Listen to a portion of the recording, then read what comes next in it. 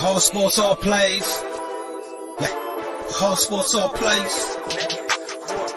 All sports, all plays. 365, we making up plays. You talking the game, get you through the days. We're out in the court, the dime in the lane. Variety topics, living the same. All presentation, sports information. In the airways, taking the nation. All sport, all plays, they working your faces. Grace at the field, so tie the laces.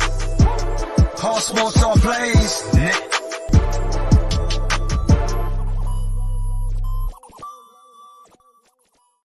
Ladies and gentlemen, good morning. It is your boy Pride on another beautiful Monday morning. Rough day for Tampa Bay fans. Patriots fans were probably even more depressed. And Lakers fans, the panic is on DEFCON 5. What a time to be alive. We got the panel of depression. It is your boy Pride, joined by Trey, Amon, and T. Trey, how you feeling? I'm feeling great. We won. I'm not depressed, not the slightest. Hey, let's go. Let's go, Niner faithful. There What's you go. good? There you go. Let's go. 86 you... on the creep up, on the come up. Hey, I'm feeling good, Pride, man. I'm glad you at least have a silver lining. Amon, how you feeling today? Feeling all right. As Bill Belichick would say, we're on to Buffalo. That's what we're on. We're on to yes, Buffalo. Yes, sir. 100%. I'm with you there. And T. You know how they say this? I was there. I was like, oh, it's going to be an easy game. Live from Tampa. Dude, I know there's different, was it steps to depression? Like right now I'm in the anger phase right now. Probably going to get into denial throughout the show. But definitely in anger right now. Like, what just happened? What did I just watch there? Well, you know what? Let's get you to denial. First time in 255 consecutive starts that man, Thomas Edward Patrick Brady Jr., has been shut out. Me and Trey, we watched the game. We did a little play-by-play thing, and you know it was bad, Trey. Because you were with me. How many times, by the way, real quick, let me get that. Like, how many times did I accidentally call the Tampa Bay Buccaneers the New England Patriots? I told you it was like that, having that old girlfriend that you just missed and you can't get her out your mind. And those flashbacks come back. And it's like, hey, New England. I'm thinking to myself, like, New England is nowhere on this TV screen. You ain't even see a scroll of the score. New England losing to Indianapolis. But I was like, all right, Pride, just get it all out. Get it out your system, Pride. Get it out. I was so sad, and I was watching this, and I just saw Tom Brady, the Saints. Look, the Saints did everything they had to do, and I understand, there were some injuries in terms of the Buccaneers, which obviously mattered. Let's not lie, and didn't. But we also have to keep it to consideration. Before Chris Godwin went out, and before Mike Evans was out, and before Leonard Fournette was out, this Saints defense was still holding their own. So I kind of feel like we got to give them some credit. T, you were there. You saw all this unfold live and in person. Let's get to the denial phase. What went wrong? Everything. It was literally everything. For some reason, whenever we see that white and gold, our confidence just flies out the window. We're clearly the more talented team, even without the injuries. Like you were saying, we just weren't playing well. I think we had that in our head that we're going to come back and blow them out in the second half. And once those injuries happened, there was just no momentum to feed off. And man, it was sad to watch. But the positive thing is we went through this last year. We were way worse last year too. So as a Bucs fan, disappointed today. And during the playoffs, though, we should be okay. Just hope everyone gets healthy. The denial is strong with you, young one. The only Amon, look, the only attempt, by the way, Fredward, good morning. The only legitimate attempt I almost did it again. Almost said New England. Tom Brady, please come home. Get it all out. Get it all out. I'm still in denial about that, by the way. Still in denial. Man, me too. But when it came down to it, I believe this kind of shot them in the foot a little bit. When I say them, I'm talking about Tampa. The field goal that they missed wide left. When you're looking at the score at the time, it was 6-0. it felt like, if you just see points on the board, you would feel better. Amon, that missed field goal, was that kind of what ruined everything for the Bucs? Or do you think there was like another critical moment that kind of put the nail in the coffin for them? I think that definitely contributed, but I don't think that was the moment that I would look to. I think, of course, you want to see points on the board, but they got back down into field goal range, and Brady fumbled the football down there, trying to take off and try to do a little stutter step, try to look like Lamar Jackson on the play. But every time they got a third down, the Saints just got pressure on Tom Brady, and he sacked him. I think those third downs where the Saints were able to get pressure up the middle, or Cam Jordan got by Tristan Wirfs, were more of the plays that I would look towards that kind of change the momentum of the game, because not only do you put pressure on Brady, you also get it in his mind. His mental clock starts to go a little bit quicker, and then you start to add the injuries of Evans and Godwin. Now they don't have the timing with Darton and Tyler Johnson and Scotty Miller, who's been in and out of the lineup for the past 8 weeks. It's just that pressure, I think, just got to Tom Brady, and I just think allowed the injuries to take over because of the fact that they don't have that timing and that fluency yet. Mm-hmm. And it's like you said, Cam Jordan, now he had 2 sacks on the day, and he was the one who forced that fumble. Like when Tom Brady was going, he tried to run through. I forgot who he tried to run through, but Cam Jordan was literally right behind him. Horrible fumble. Gardner Johnson had a penalty, and like 3 plays later, when Brady was looking for Scotty Miller, picked the ball off, and then Brady ran over to the sideline to the coach, to the New Orleans coaching staff. I don't know which coach he said it to, but he went to one of them, and he said something about "you effing suck" or something like that. That is my GOAT. That is my guy. Even in losing, we still saying everyone else sucks. Trey, we were talking about this. Yes. And I refuse to let it die. Marquez Callaway, a little bit more respect. 6 receptions, 112 yards. Words are hard for me. So are numbers, apparently. $1 million question. Even though they won, so it's not, it's not like, we're going to kill him or anything. But he had 4 receptions for 88 yards in the first quarter. Second quarter, completely ignored him. Oh, and by the way, I'm going to say this. LeBron James is head and shoulders the greatest basketball player to ever touch a basketball, step on a court, breathe oxygen, be born, be conceived, have a parent. Agreed. I don't care. The only person who would be better is from some freak alien from outer space who breathes in death and is like invincible. That's I'm pretty sure he beat the aliens though in Space Jam. He beat the aliens already, so he's better than them too. So I'm just saying, LeBron light years ahead. Not even if it's a timeline, Michael Jordan is still in the caveman era, and LeBron James is this. It's like the Jetsons, my guy. You feel me? So that's all I gotta say about that. But Trey, I mean, even though Marquez Callaway did not get as much love as we expected him to, do you believe going forward, again, 6 receptions, 112 yards going forward, especially considering now the Saints have a playoff opportunity on the line, you think they'll get him more involved in the offense? No, I'm just gonna be honest. I don't think so. So, what you just said, he was 88 receiving yards in the first quarter. Then he went silent the second quarter. He got 2 looks in the third quarter, and then we didn't hear anything else from him in the fourth quarter. So it doesn't mean he was a catalyst of how they were in position to even get the field goals, and then all of a sudden he goes missing. So I don't think it's possible that he's going to be targeted for that unless Sean Payton sits back and comes back and look at it as, okay, I seen something in Marquez. Let's give him the ball more. So at this particular point, I don't foresee it. He was just a victim of circumstances where he was able to benefit from those circumstances. And going forward, he's going to probably go back into obscurity. Yeah. Obscurity. Unfortunately, that's where he's destined. Tanny, let me ask you something. Taysom Hill, 13 for 27. He was lighting him up, right?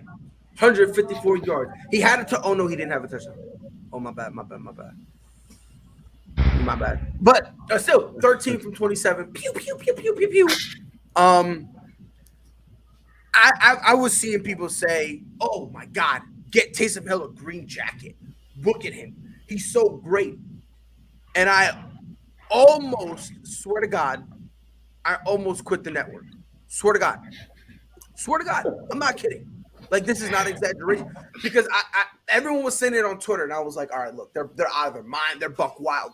And I see that the group chat that we're all in is going crazy, and I look, and somebody, I don't know who, but they said, "Yo, and Taysom Hill's not a quarterback." And I'm like, at the time, he had it was like 47% completion percentage. I'm like, yo, this dude is playing Tim Tebow football, and we're saying he's great. What are we doing, Tanny? Taysom Hill, is he the quarterback of the future for the New Orleans Saints? I can't believe you just insulted Tim Tebow like that. That is so disrespectful. Wow. No, Taysom Hill's a tight end playing quarterback. That's basically what he is. I don't know if you saw the game before, but even every pass that he throws and completes, most of them, you need someone like Marquez Callaway to kind of bail him out and make a great catch like that. By the way, I think they're misusing Marquez Callaway, because some of those catches, I don't know if you guys remember, like during week 1 and like preseason, like he was just mossing everybody. Everyone, that dude is a monster, and they just don't use him at all. I don't know if I'm assuming they don't have the arm talent to get it to him. But come over to Tampa, we'll show you how to use him. But no, as far as Taysom Hill though, man, he's fun to use if you're doing some type of fantasy, because he runs the ball a lot. And he's used he's just not a quarterback. I would literally blitz every single time if I was the defensive coordinator on Taysom Hill. Literally blitz every time. Oof. Engage 8 every time. And I don't blame you, because look, Taysom Hill, there were a couple, and there were a few plays. By the way, Key, what is up? And Rio, how are you? And by the way, John, we will be talking about the Patriots in a few moments, so don't worry, we'll have that conversation. But Taysom Hill, this game, it was weird, right? Like, it was almost as if they wanted him to carry them to the victory. But it was more of the defense. Because, look, even though the Bucs got shut out, the Buccaneers defense, and this isn't being talked about, only gave up 9 points. And for the longest time, it was 6-0. For the longest time, it was 6-0. The defense gave this offense an opportunity to play or to be in it. They gave them the opportunity to score. Amon, $1 million question. Do you think that this collapse, so to speak, do you think it was the fact because of injuries, or do you think that the Buccaneers came in thinking it was easy? Why did the Buccaneers fumble this game away? Man, that's a good question, and that is the $1 million question. Right? Why you fumble this game away? The defense, as you mentioned, only gave up 6 points through most of the game, 9 points at the end of it. It kept them in there. And then offensively, I think the Bucs just kind of shot themselves in the foot. Gronk had some uncharacteristic drops, and then once the injuries started piling up, they had drops too. So I think, when they started to find a rhythm late in the game, every time they got a rhythm, it just kind of got shot. Whether it was a fumble, whether it was a missed kick, whether it was the drops, whatever it had to be, something always happened. And it felt like the Bucs kind of just weren't focused headed into the week. And that just seems to be the case sometimes when the Bucs kind of get on a streak here. They just seem to lose focus. Again, Gronk, you never see Gronk drop a pass, run down the middle of the field, no matter how many guys are around him. You never see him drop a ball. And you saw, I think, 2 or 3 times he just dropping passes, wasn't on the same page with Tom Brady. How in the world is Rob Gronkowski not on the same page as Tom Brady? That just doesn't make sense. So it just felt that there was a lack of focus that the Bucs came in with the week. And even at halftime when they tried to go make the adjustments, the injury, I think, just shot them in the foot there. So I think going into the game, the lack of the focus hit it. And then once they realized, oh, shoot, we got to really step on the gas, they just didn't have the personnel to go and step on the gas. And it's crazy. Had the Bucs won, they would have locked down the division, and they would have clinched a playoff seed, and they would have been in the contention with the Packers for the number 1 seed. That loss brings them down to 3, which, oof. It's going to be interesting to see how they go from here. But speaking about Tom Brady, his former team, the New England Patriots, we decided to have a fun day by, losing against the Colts. Jonathan Taylor was just so disrespectful. That is a dude right there that if he said something about my mother, I would let it slide. And it was crazy. I was watching the game, and while I'm watching it, I'm like, especially like right before he scored, a couple of plays before a touchdown, I'm like, you know what? This kid is actually due for a touchdown.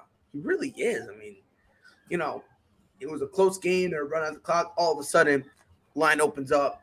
Easy. He outruns J.C. Jackson, gets a touchdown, and I'm like, well, I'm never watching another Patriots game again because every time I watch and I say something, we end up losing. Mac Jones, 26-45, 299, 2 touchdowns, 2 interceptions. Some very questionable passes from him. I will speak on behalf of the New England Patriots fans, and Amon, if I'm wrong, please feel free to, check me and correct me in my place. Coming into this game, by the way, this was the line I was using before Tampa Bay did what they did, because now Tampa Bay has taken I'm coming up with a new award. The Urban Meyer Team of the Week award. And that goes to the team who literally does the exact opposite of what they were supposed to do, right? I gave it to us. Before the Saints, the whole Saints thing, I gave it to us, right? And Mac Jones was, I was calling him Herb. Short for Herb Meyer, URB, 3 letters to Mac. By the way, Mac Jones' middle name is McCorkle. I was criticizing him. I found that it was McCorkle. Now those 2 interceptions were not his fault. I'm not joking. Were not his fault. But Mac Jones, there were a couple throws that were a couple throws that I didn't mind. The first interception, I think it was a second one. There was one interception where it wasn't his fault. It was just a great play by the defense.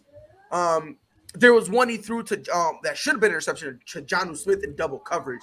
I did not like that at all because the way he threw the ball, he basically let the 2 players collapse on Jonnu Smith, which was as close as an interception as you could possibly get. I did not like that. Obviously, our defense, we really had to pick our poison, either let Carson Wentz throw the ball or let Jonathan Taylor run like a madman. Jonathan Taylor, like a madman, a dude who skipped the insane asylum, ran wild, finished with 170 with a tutty. If you had him on your fantasy, what a time to be alive. Looking at this game, we decided to try to get Turt at the wrong time. For me, what sold us real bad was that block punt. That block punt that literally the ball rolled into the end zone, perfect, and the reason I'm saying that, because I've heard other Patriots fans saying they don't believe that. They think, because again, I think you can make a few cases, right? It could have been one of the interceptions, right? It could have been that. It could have been a lot of different plays. But the reason I'm saying it was the punt was because at that point it made it 14-0. Now you can just kill clock. And that's what the Colts' game plan was. The game plan was, we're up 2 scores, kill the clock. And that's what they wanted to do. As soon as they got up 2 scores, and on top of that, their offense got rowdy after that. Their defense got rowdy after that. And Lucas Oil Stadium, they were even saying on the broadcast, they almost blew the roof on the whole generic line of, they're blowing the roof off this place. Like they were screaming dumb loud for no reason, to the point where I'm seeing even Carson Wentz having to muff his ears to be like, yo, dog, I can't hear you before, all right? You got to say that back, bro. I cannot hear. When it's like that, all that's helping the offense, because there were a couple plays that the Colts made that were bad, but they never got down on themselves because the energy was still there. Every time New England made a play, it did not kill any momentum. And when we were starting to, have momentum going, the Colts did what they had to do. So but now Tampa Bay, obviously, thank God, they win the Urban Meyer Team of the Week award. So thank God that happened. By the way, I'm going to ask you another question real quick. Actually, let me ask you this now before we talk about the Patriots game. We slaughtered the Bills for losing to the Jags 9-0 or 9-6. The Bucs just lost 9-0. Real quick, Trey, let me start with you. Which is worse? And we talked about this a little bit yesterday. What is worse, Tampa losing 9-0 or Bills losing to the Jags 9-6? I'm gonna go with Tampa losing 9-0, man. This was a complete shutout offer that was not expected, especially this deep in the playoffs. Like that, no one seen that coming. As we talked about last night, like we didn't expect that. We didn't expect that to be the end state of the game. So I'm going with that. T, assuming you feel the same way. So I'm actually in the depression phase now. I'm actually still cycling through my phases right now. Objectively speaking, I don't think it's worse though. I say that because we have a built-in excuse that we did have the injuries. And I'm pretty sure, regardless of the way that we played before, if we would have had all our horses at the end of that game, I doubt we just drop 0 or don't drop anything at all. And quick note on that award, we actually don't get that award because we weren't as accurate kicking as Urban Meyer was because we missed all our kicks. Just put that out there. So we don't actually get that award. I love it. Aman, what's more embarrassing, Bills loss or the Buccaneers loss? I'm gonna go with Bills losing to the Jaguars. I think when you play a division opponent, it's always a little bit tougher. I think you always have that thing there. They always match up well, and the Saints always match up well against the Bucs.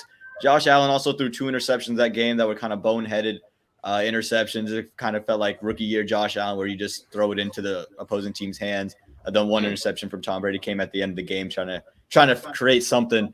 I know you got shut out, but I just think the division opponent and the injuries, it just makes a little bit more of a reason why that happened. The Bills losing to the Jaguars, I have no idea how that could have possibly happened. I'm gonna go with Bucs. Oh, and by the way, it still really is an upset, because if the team that wasn't supposed to win won, it's an upset. And on top of that, I think what's even worse, I think the Bucs is worse, and the reason is because you have Tom Brady, who played with Gronk.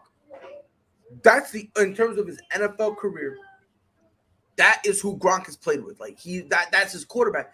And the fact that they were so off, like they were on, and I said this last night, and Trey, I think I still believe that this was the case.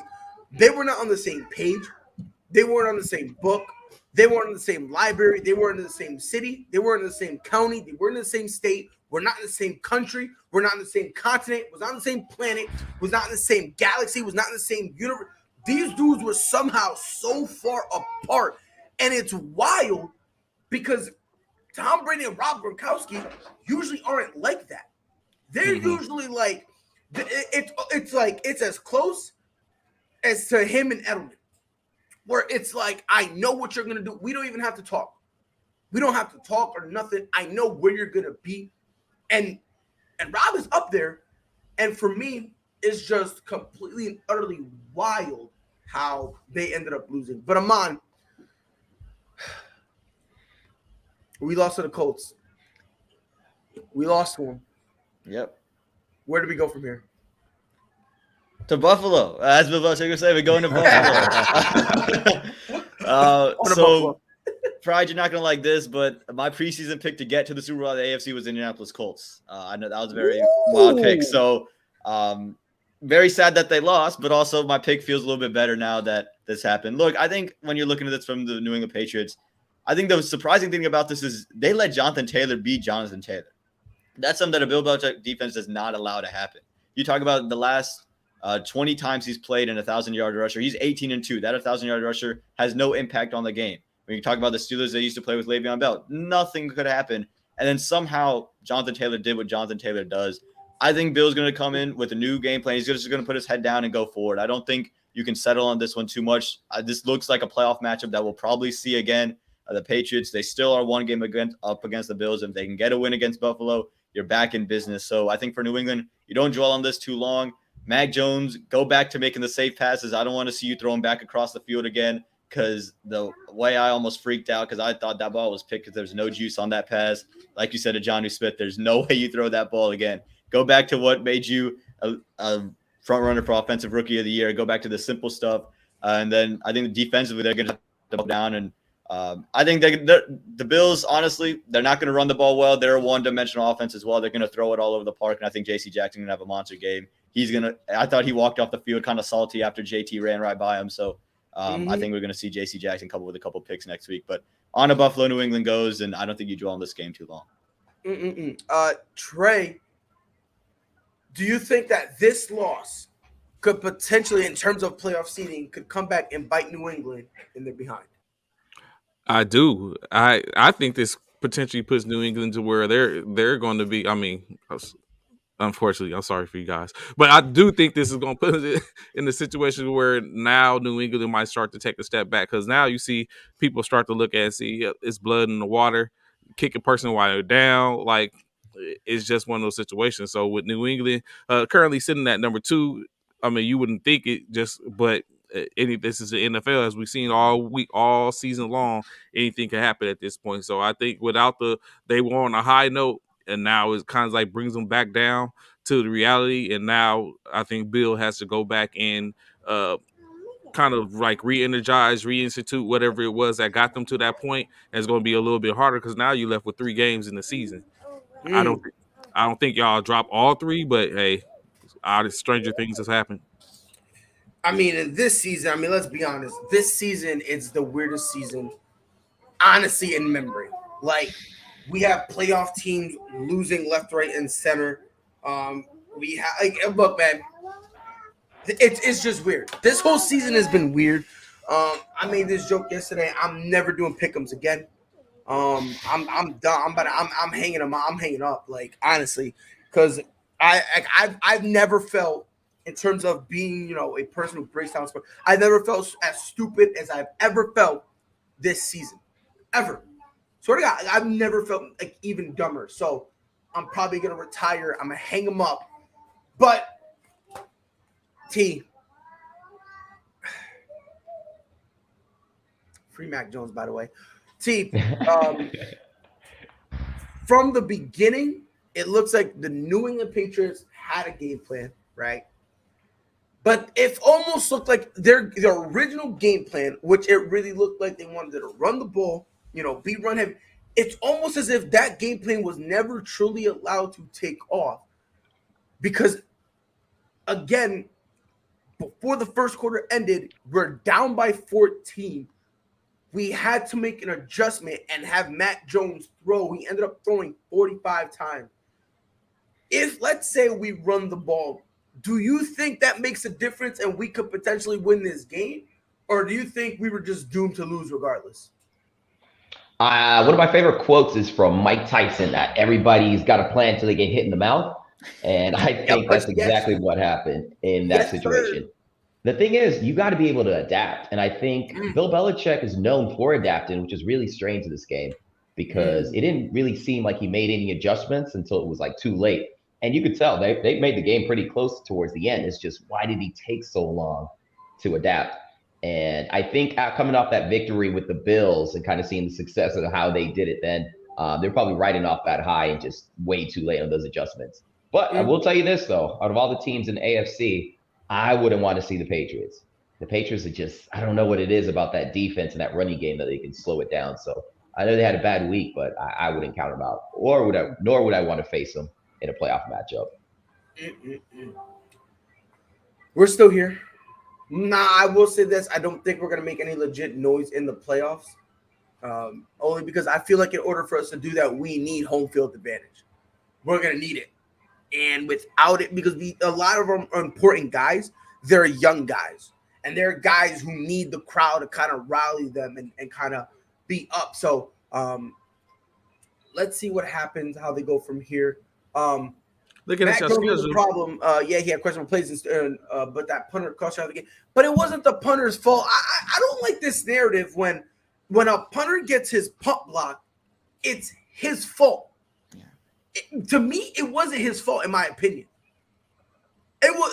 I can't remember who was blocking him, but he escorted him to the punter, and then again was a phenomenal play.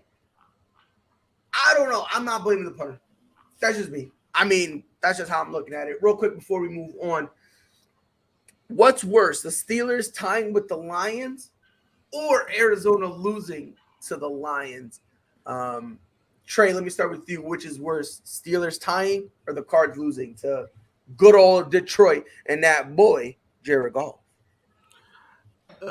Again, I'm going to go. Well, in this case, I'm going to go with the Steelers tying. At the time which the Steelers tied there, they wasn't the healthiest, but they did have their key players and were healthy.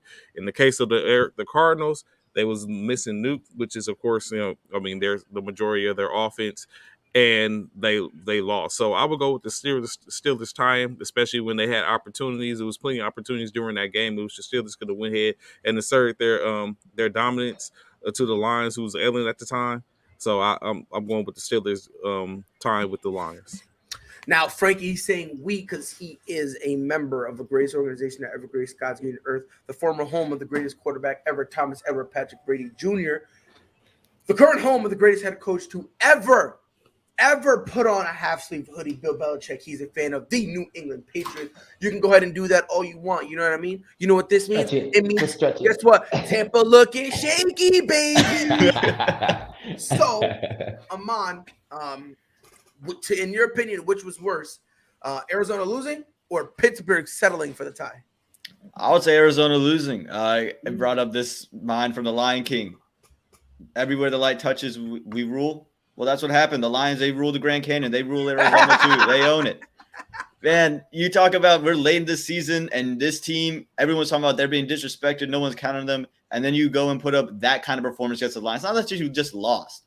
You got utterly dominated throughout the entire game by the Detroit Lions and Jared Goff. You got dominated by Jared Goff without Sean McVay. I just don't know how you can be worse than that. With that loss, they dropped to fourth. What a oof it is. Cardinals or Steelers, which is more embarrassing? As a Bucs fan, I have no room to talk today, but I will say, by far the Cardinals losing. Number one, they didn't have their two starting running backs playing the Cardinals, and they still beat them. They picked them up from like the practice squad and one guy off the street to be able to play the game, to be able to fulfill the roles, and they were the number one seed. And they lost it to Detroit. No, well, at the time, they were the number 2 seed. Forgive me. They could be 1 through 6. They lost to Detroit. It doesn't change anything. They did one thing that's probably the hardest thing to do in the NFL is lose to Detroit. And you're the Cardinals. So now, they were talking about MVP talk for Kyler Murray. That's gone. I might be gone for Brady now. I think Aaron Rodgers is probably the favorite at this point. But that's by far the Cardinals, though. I don't know about that because I feel like you're allowed to have a couple bad games here and there. Zero. We scored 0. You saw Aaron Rodgers week 1? I don't know if he was that bad. I don't know if it was as bad as yesterday, man. Yesterday was depressing. I have recency bias. I'm a little.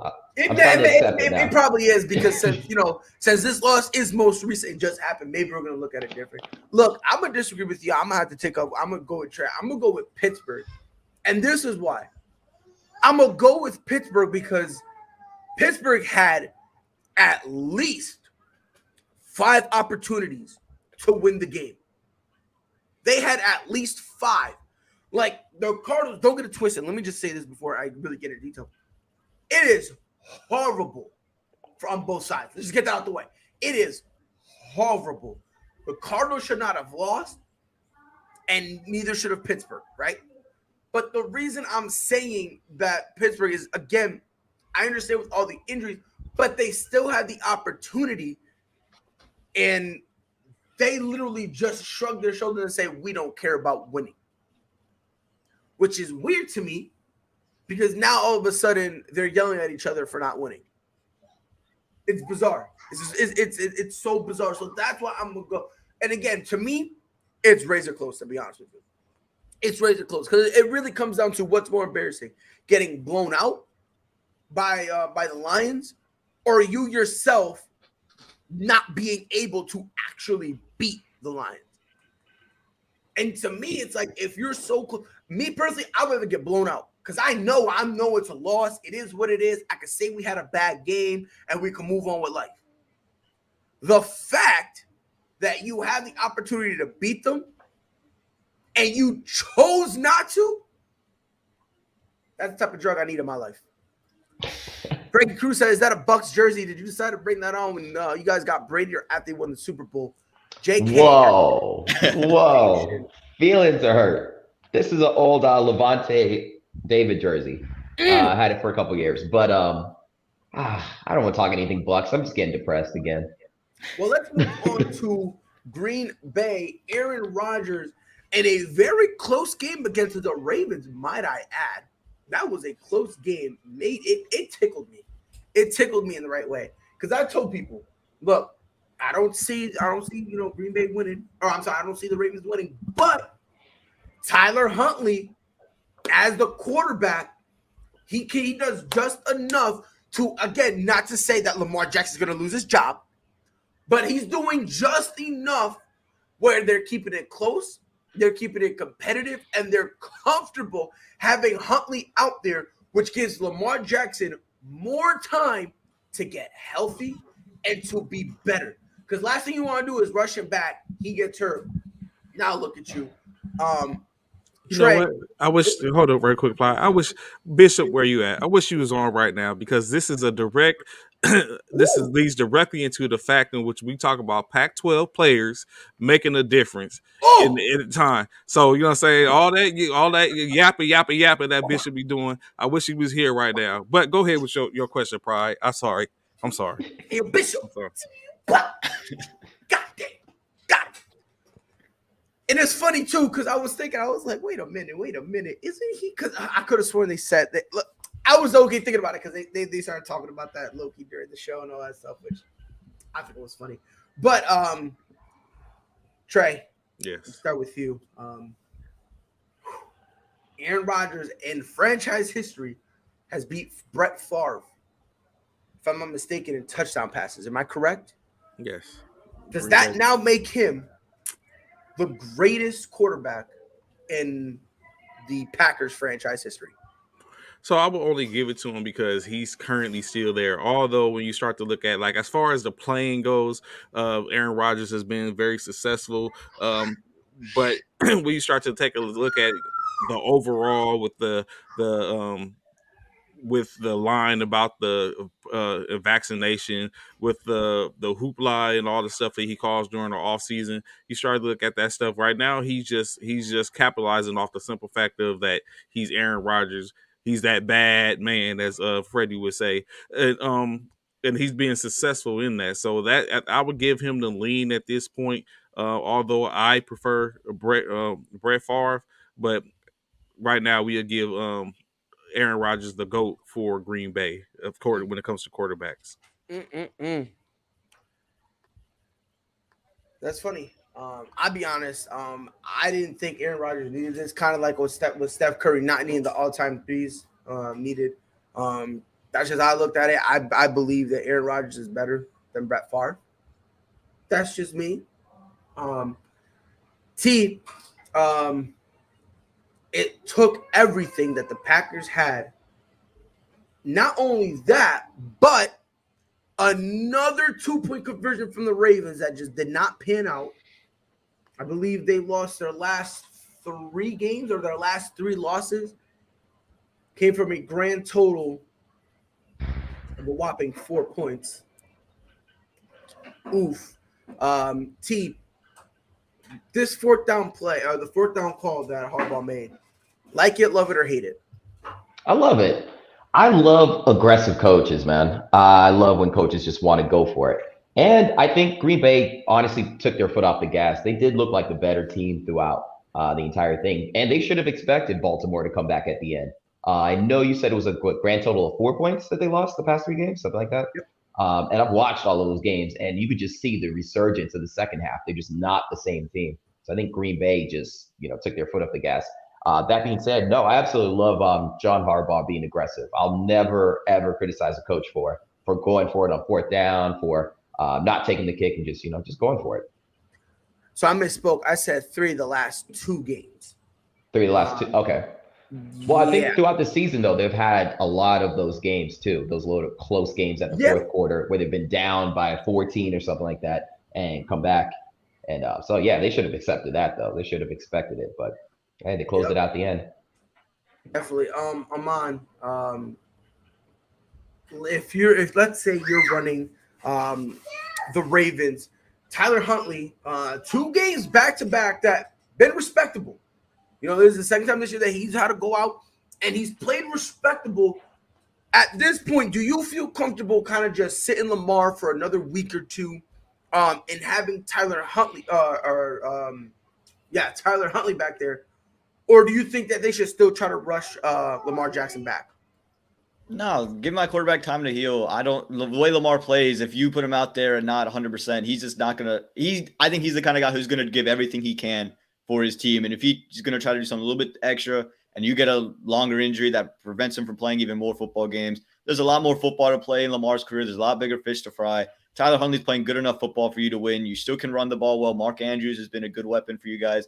And the defense, while it's been injured, has at least played well in spots, enough spots where you can keep the game a little bit close. And again, you got a tough next 2 games. You got the Bengals and you got the Rams. So it's not an easy 2 games and the Steelers after that. You can call a little bit of an break in schedule, but still a divisional opponent. But even through this stretch, I'm still a team that has a shot at the playoffs. If I'm in the playoffs, I want Lamar at 100%. Let Tyler Huntley play it out. He's playing good enough football. You're not losing because Tyler Huntley's playing. And that's the thing you look at, especially against Green Bay, who everyone's saying is the best team in the league. You didn't lose because he was the quarterback playing. I'm playing Tyler Huntley and letting Lamar heal up and be fully rested for the playoffs. And if you don't make the playoffs, so be it, is to get a fully healthy Lamar for next season. Pride, you're muted. I think you let the mute button win there, Pride. I didn't know. But the only thing I will say that I didn't like about that 4th down play was it was just a 1-man route. I didn't like that. No options here. Yeah, like and they even said it during the broadcast. They were like, "Look, in terms of his feet, he kind of was doing damage. So why not give him that opportunity? Or if you're gonna do a pass play, at least throw somebody else out there too. Like when you're rotating and it's really only one guy and the defense kind of already figures it out. There was 2 guys on Mark Andrews, and then now where he goes, if he ends up trying to run up, though everyone else is there, so he's gonna end up getting tackled. So that's the only thing I didn't like about that 4th down was just the play call. I would have done a little something different to use Tyler Huntley's athleticism, but to each their own. This comment right here, it kind of makes me laugh a little bit. Rodgers is equal to Favre. Both only have 1 Super Bowl. Once Rodgers gets that 2nd championship, he could be over Favre. But for now, hell no. So then, by your logic, Eli Manning is better than Aaron Rodgers. You guys ready for that conversation? Because he has 2 Super Bowls. I'm asking for a friend. So don't sit there and say the reason he's not better is because again, personally, I like Aaron Rodgers. I think he's better. And like I said, before this, I thought he was better. I think he's the best quarterback that the Packers had. And honestly, that's really what it is. If he wins another ring or not, I don't think that really changes his status inside the Packers organization based on what he did. So that's just me. You know, there's going to be those people that go, oh, my God, free, Aaron Rodgers, but it is what it is. Moving on to the NBA. Oh, hold on. Eli Manning is a better playoff quarterback than Rodgers, in my opinion, because he won big games when he needed to. Granted, he hasn't been in the playoffs as much.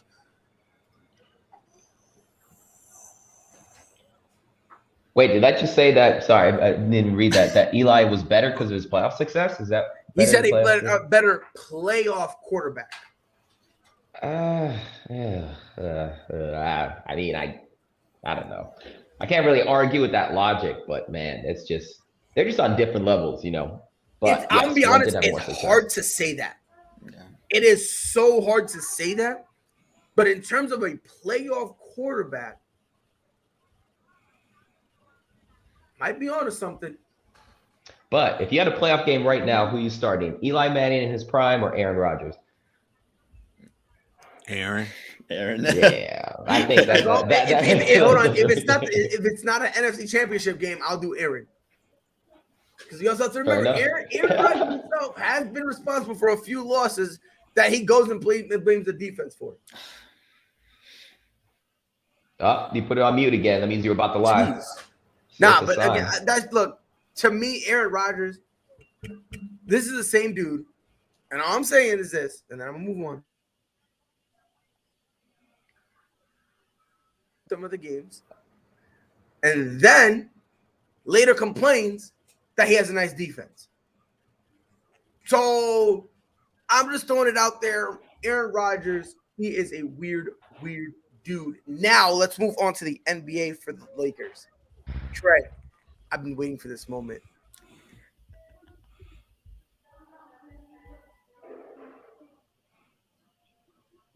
You muted Pride.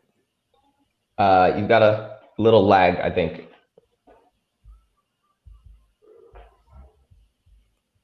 Can you hear me now? Yes, yeah, sir. there he is. There he is. My mic is all goofy. I gotta fix afterwards. But You're moving like the Lakers team defense, just super slow. Crazy.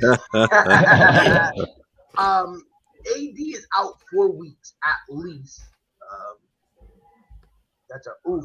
You said something interesting. You said at this point the Lakers should trade Anthony Davis. You think it's time to move on? Trey, explain yourself. So yes, I did say a pre-production meeting. I did speak and say I think it's time for LA to go ahead and move on from Anthony Davis. So what we have is when I take a look at AD, you know what I'm saying, greatly appreciate him coming over, helping us get our championship, another championship. But now, 2 years removed from that, it's consistent. We have a consistency of injuries. Now, some of the injuries you can't help. The MCL tear, we can't, or sprain, we can't help that. It was rolled. It's just a situation that happened. But when you look at it, he doesn't have that same fight in which he had before the championship. Like we went and got. There's no way outside of like we can't have the chemistry argument anymore. There's no way in God's green earth in which we got Russell Westbrook, LeBron James, and Anthony Davis that we should be a sub 500 team. It just shouldn't have happened. And so with that being said, I think it's time to move on from AD.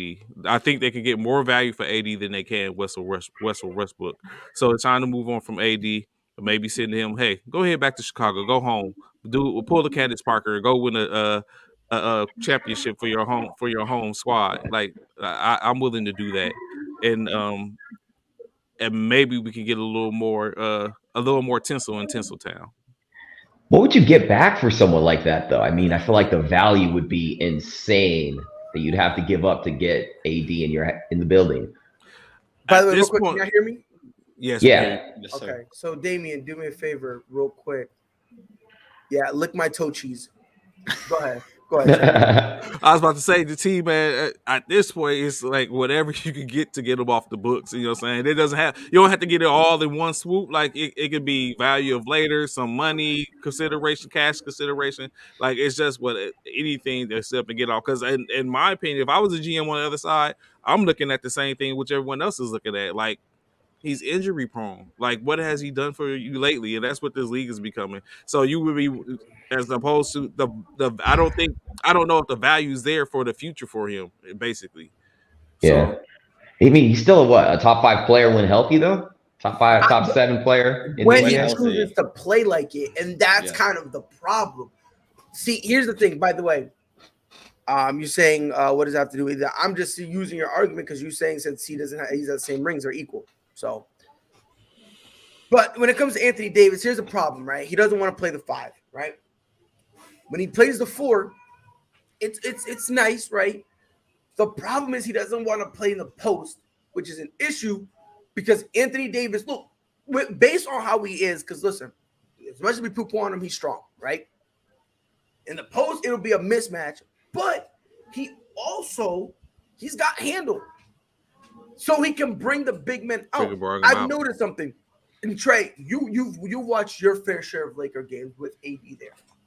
It's interesting. Ever since he got to LA, and more specifically this year, but he's kind of did a little bit last year as well.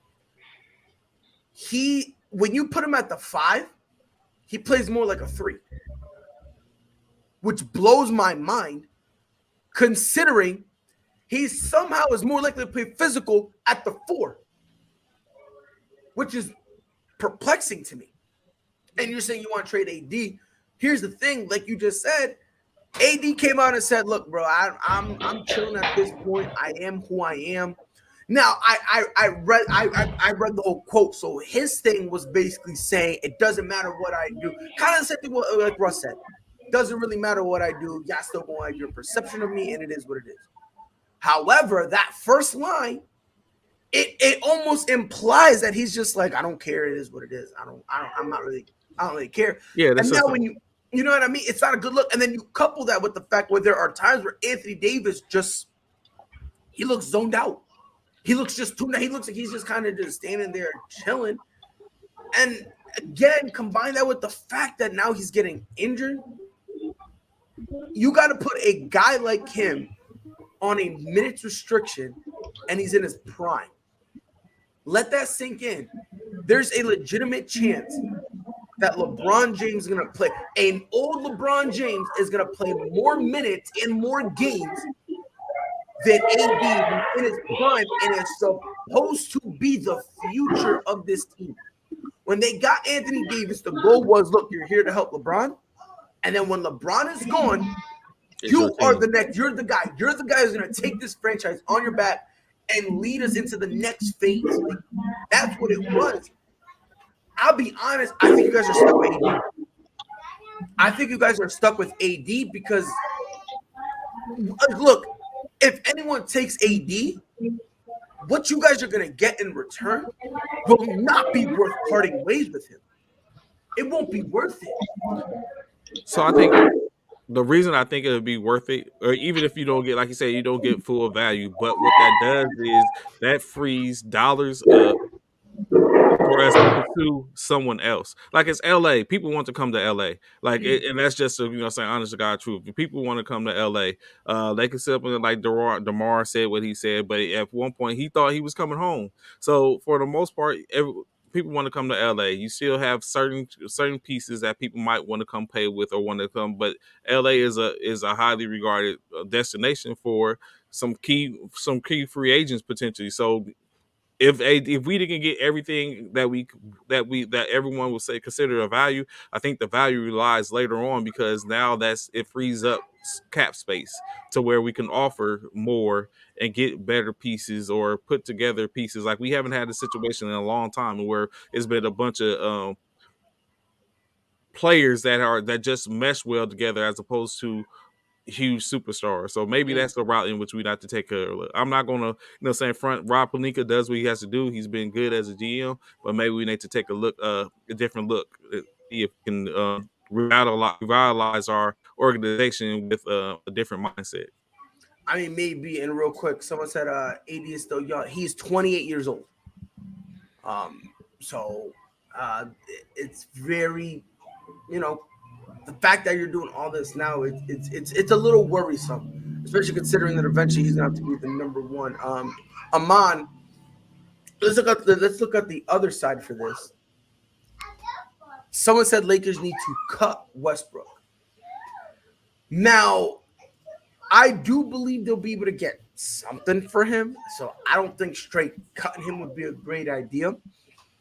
It now kind of leads me into the second question. Would you, Aman, take Kyrie for Russell Westbrook, knowing they're in California, there's still a vaccine mandate?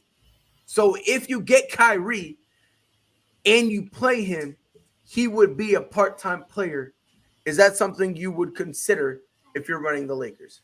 No, I think Kyrie, if you don't have all the off the court issues, then maybe that's a trade I would consider, because I still think Westbrook is the problem in LA.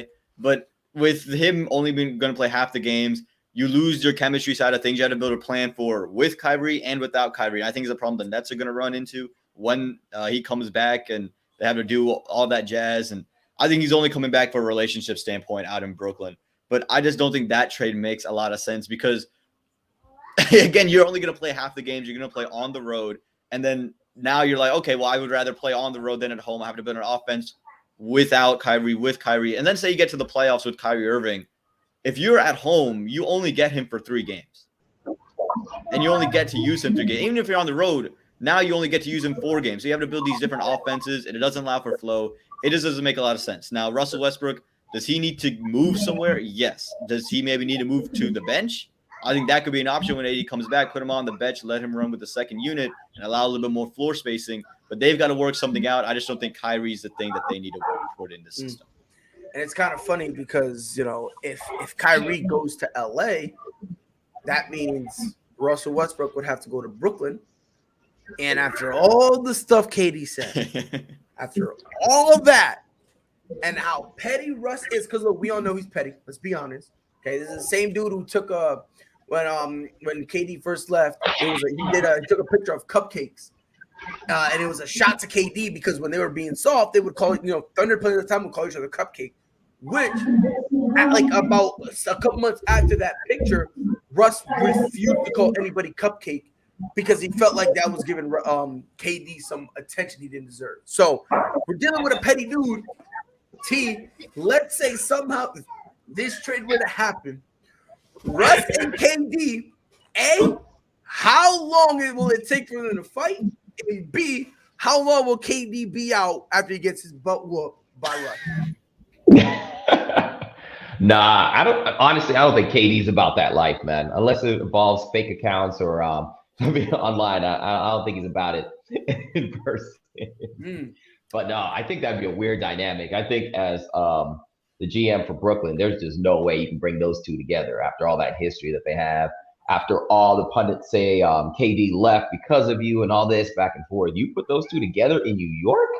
My goodness, that's headlines and attention you just don't need. You think Kyrie's bad? That Westbrook situation over there would be another level, just straight toxic. So I don't think they put them together. And I don't think Brooklyn would make that trade from their perspective. Just doesn't make sense basketball-wise. I guess for the Lakers, too, to have a part-time player, which I just don't know how that's going to work. I was a little surprised Brooklyn even considered doing it because I think they're going to get a lot of pushback. Perceivably, it would be worse than that. When you think about it, like what if when you go play somewhere else that has restrictions, and now you basically have eliminated those games as well. So it's like you might go from halftime to a fourth of a time for what? And I think practice is gone too, right? He can't practice with the team in New York. Nope. Yeah, they tried to. So I mean, like, what are we doing here? Like, Brooklyn is not even in a desperate situation. I don't even know why they put themselves in that position. It's just messy all the way around. It's kind of funny because he came back and they were like, "Oh my God, he's a savior!" And karma came and he immediately tested positive for COVID. So I just was like, "Yo, karma's wild, bro." I was like, "Yo, stop playing with karma. She wild and she'll sneak up on you at the wildest time." Mr. CEO in the comments, Trey, this is for you. It was a very interesting trade idea. Assuming this individual is healthy, AD for Michael Porter Jr. No, that's like trade. I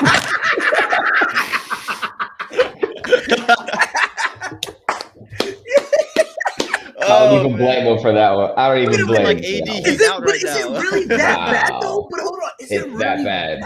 It is that bad. Come on, am I bugging? Is it that bad? I just don't see the consistency out of Michael Porter Jr. I don't understand the $200 million contract they gave him. If he's consistently, How did he have a max contract? How? It's more incentive based. Like he gets a good amount, and then it was more along the lines of like if you make all-star games, MVPs, defensive player of the year. So it is an incentive heavy. Trey, talk to me. Talk to Uncle SpongeBob. You walked out. Look, I don't think that trade idea is that bad of an idea. Now, if I'm the Lakers, do I do it? No. But I don't think it's that bad. Trey, explain to me why you had to walk off the screen to go punch the wall in the other room. So it's the same thing. It's like you just give it up and you're just buying yourself more time to deal with the same problem. That's what it basically potentially what it seems like. Like Michael Porter, like upside is there, but if we're going to do that, we might as well keep AD and continue to work with him for his situation. It's just the same thing. Michael Porter Jr. He's been in for what 4 years, and he's only played. He hasn't played a whole season yet. He's played enough to solidify himself as a key player, but he's out as we speak right now. Like it's nah. They're in the same hospital right now. Like yo, like they both chilling, talking about well, what if we got traded for each other? Like yeah, hell no. Just real quick, Chris Godwin is out for 3 weeks. So he'll be back in the wild card. However, with all that said, that they're not letting go of Antonio Brown. Antonio Brown's going to be back. They're going to say, it's okay. Don't do it again. And that's it. Look, this, I don't know, man. I don't know whose walk-off is better, Jonathan or Trey's.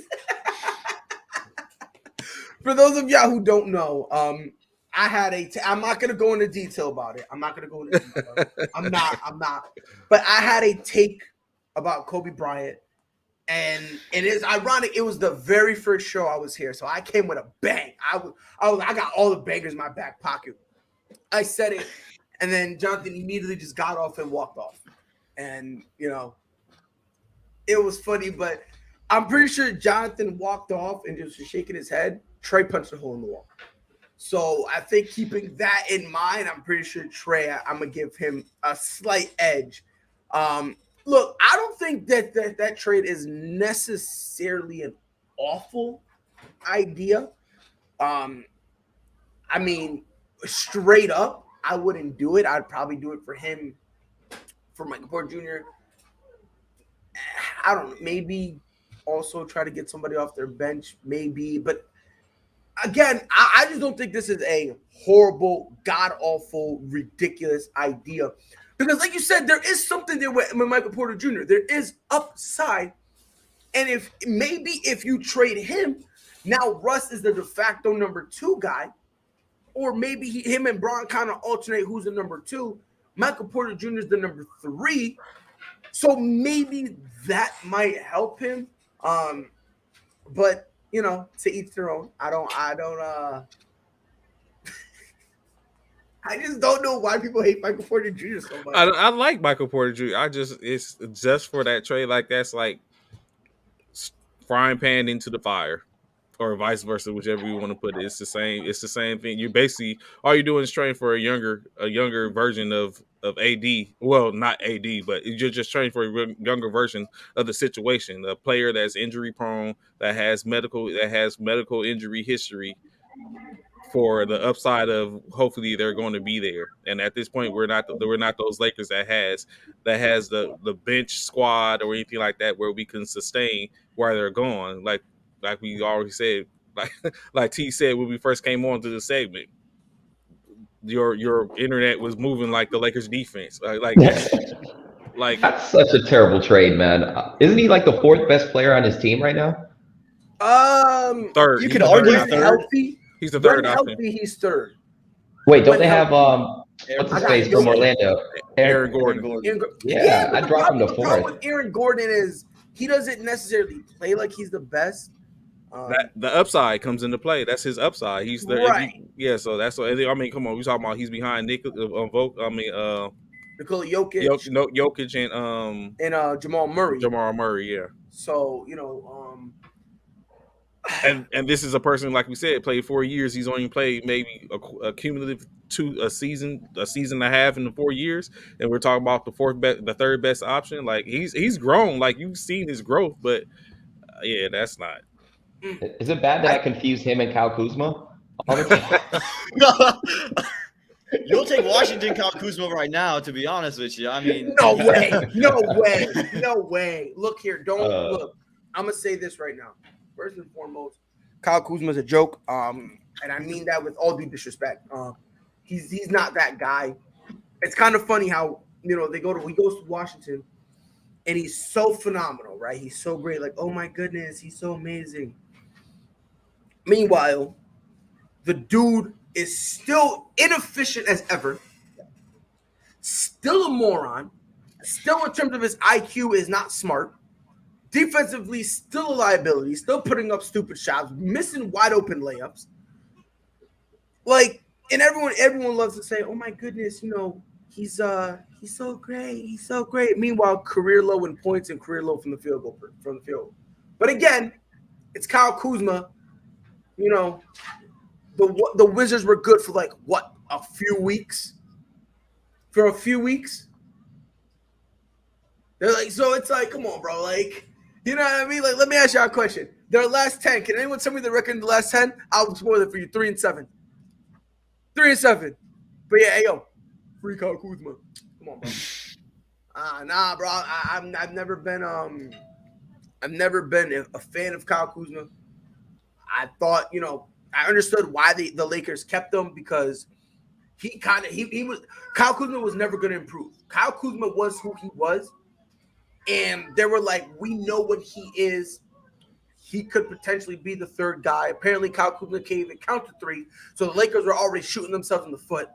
They got rid of Lonzo, had an opportunity to bring Lonzo back, chose not to, which, T, you see how you just did that? Yeah, guess what? He can't do it. So, and I mean this wholeheartedly with the most disrespect possible, because Kyle Kuzma, the fact that he got drafted in the league trade gives my fat ass hope that I can just one day get a call and they go, bro, forget the G League. We elevating you up to the main roster so I can go out there, because me out there, bro, listen, I'm telling you this right now.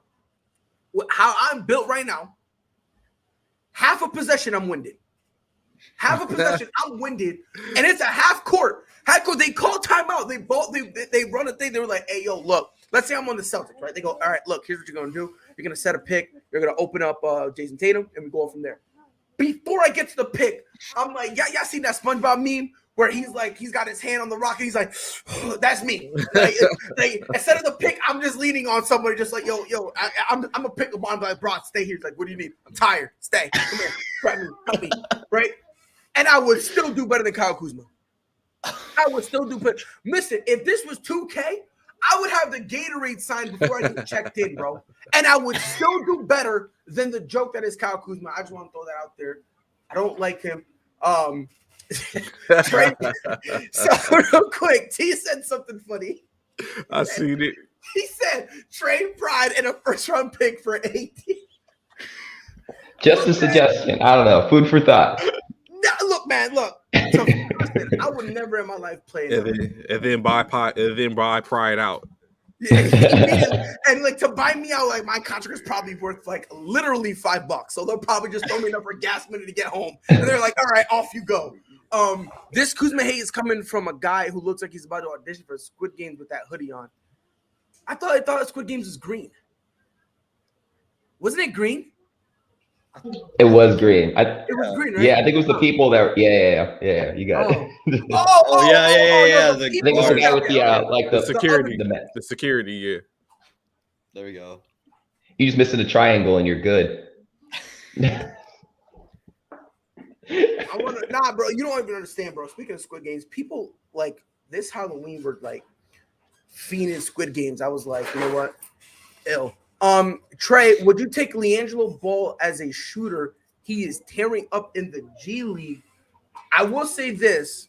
I do like LiAngelo. I've said it before, people get mad at me. I think he's the most complete player of all the brothers, and I think he's the best. I'll be honest. That's just me. That is me. That's just me. I get people say I'm crazy all the time. But just I'll be honest, I think the reason people don't want to take a chance on LiAngelo is his reputation. That's just what I think it is. His reputation, and he's the quietest of all of them. Like Lonzo would talk, right? But he does the nice PR thing, so he's kind of like, I don't want to be that bad guy. You know what I mean? He's always looked at as the good child, right? Then we got the youngest one who just, if you ever sit down and listen to him talk, I swear to God that this kid is a moron. Swear to God, like he's dumber than Kyle Kuzma. Like if you ever sit down and listen to him talk, he contradicts himself. Like if you ask him, yo, Mello, what color is the sky? Yeah, man, the sky it's blue, but at the same time, if you go swim in the ocean, you know what I mean? Like the color pink also looks nice on people. And it's like, what are you talking about, son? It's like, like a porter be like, yo, LiAngelo, you had a nice cut. Yeah, man, you use cigarettes to cut construction paper. And construction paper is what I used to do when I was in kindergarten. And it's pretty fun to use, you know what I mean? Because it's very soothing. And it's like, fam, I'm talking about a play. Why are you giving me your whole backstory? So I do believe LiAngelo is the best. Trey, right now, are you taking LiAngelo on your Lakers team? No. Whoa, so fast. No, I mean, like, don't get me twisted. Like, Leangelo is like, I'm from California, so of course I hear all the things. So I knew about Chino Hills, and even while Leangelo was at Chino Hills, he was he was the fully loaded clip that let it go, and you know what I'm saying, it was pretty proficient. So we all know he's probably the better shooter of the three, but I don't I if it was for him to be a Laker, he would have been the Laker. And at this point, it's not for him. Now, he is doing great in the G League. I'll give him that. Hopefully, he's going to get his opportunity. He's going to get a call up. But at this point, not for the Lakers. Aman, matter of fact, let's play this game. Aman, Leangelo, where do you think he would best fit? Because at this point, he's probably just going to be like, a catch and shoot guy, right? Because that's kind of, in terms of the league, that's kind of where he best fits. So where do you think would be the best place for Leangelo Ball? I'm looking at it now. I was thinking about the Lakers. I mean, they could use a shooter, man. I mean, you talk about your big three, you're all inside, and I know you got Melo and you got Ariza and you got these guys, but you could use another catch and shoot guy. But if you want to talk about a team that loves their catch and shoot, how about Golden State? I mean, Golden State loves to do the 3-point shots. You talk about Steph Curry can get you the ball. Klay Thompson's made his career off of being a catch and shoot guy. If you're going to be a catch and shoot guy, I don't think there's any better place to go than Golden State. I wouldn't mind that. I really mind that. Last one, Trey. Trade for Ben Simmons. Y'all can get Lillard to come to LA if y'all get Simmons. Now, I have heard people say that, which it does have some validity because Dame Lillard came out and, he himself kind of doesn't want to play with Ben Simmons. The only problem I have with this is, A, you're going to have to trade a good amount to get Ben Simmons. And let's say if you do, you're not going to have enough to go get Damian Lillard. And let's say they go to Damian Lillard and they do, they go, hey, look, they'll trade, they trade for him. And when he gets it, he goes, look, we'll get you Ben Simmons. The same thing, though they have enough to get one, to get both. I don't know, man. I don't know if you see it a different way, Trey, but I think it's a stretch to get both. No, it definitely would be a stretch to get both. Of course, it still comes into play the cap issues and all that, and that, like you said, the giving up all that. Like, we don't have any future assets, really, due to the fact that we traded in away to get AD.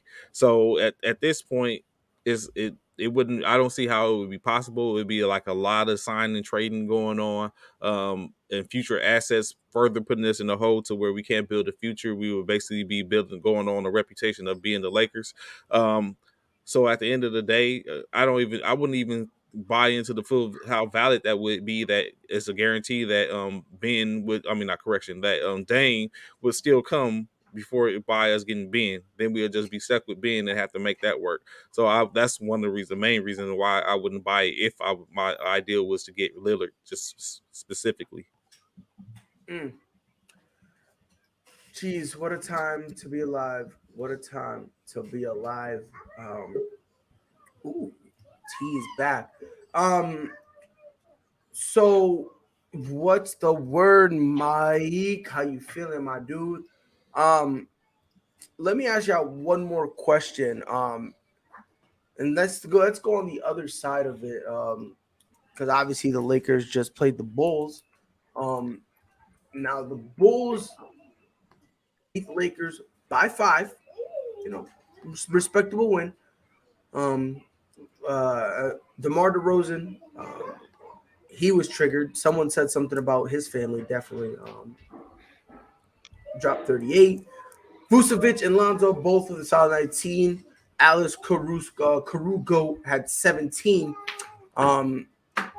Aman, the Bulls beat the Lakers without Zach, and Mike said it, without Zach LaVine, who right now is their best player.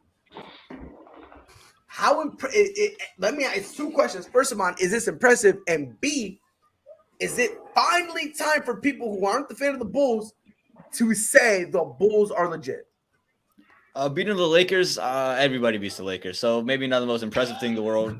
But no, you got to give it up to him. Demar Derozan played like a madman. He said, "You want to go with Russell Westbrook over me? All right, here it is, LeBron," and hits the dagger in his face.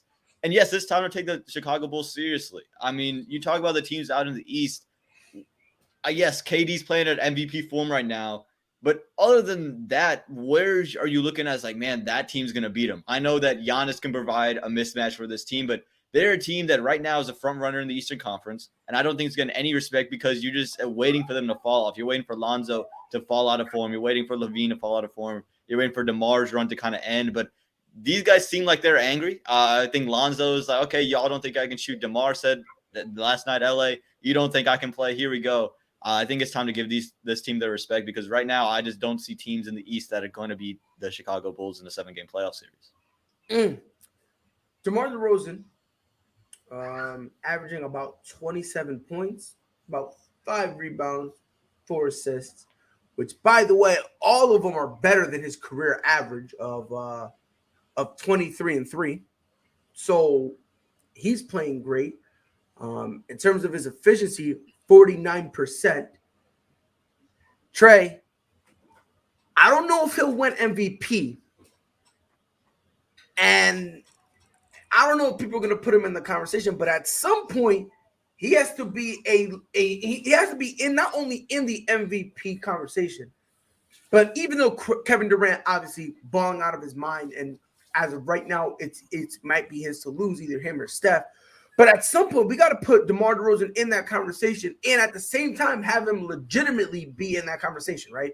Yes. So I look at, saying, first off, shout out DeMar, Compton affiliate, Compton native. Don't do that. He just beat you. Don't do that. Don't do that. He just beat you. Don't do that. It's cool. It's cool. Trying to get a little brownie points. The hub city before everything. So, but when you look at it, like he's doing his thing when it comes to it, but he's doing it silently. Like he doesn't do it with the 3-point shooting. He doesn't do it with, the grim reaper type stuff, but he's slowly but surely efficiently getting his shot off, doing what he has to do, which we know he's been doing that since it kind of slowed down when he went to San Antonio, but it's the same thing he did in Toronto. I think he at least at minimum deserves to be in the conversation, especially now that Levine has been out, and which allows them, like, basically the Bulls are who the Lakers should be right now. That's exactly what's going on. The Lakers should be doing what the Bulls is doing. They put these people together for a purpose. They put together a team. Hell, when you look at it, DeMar should have been in LA. Alex Caruso should still be in LA.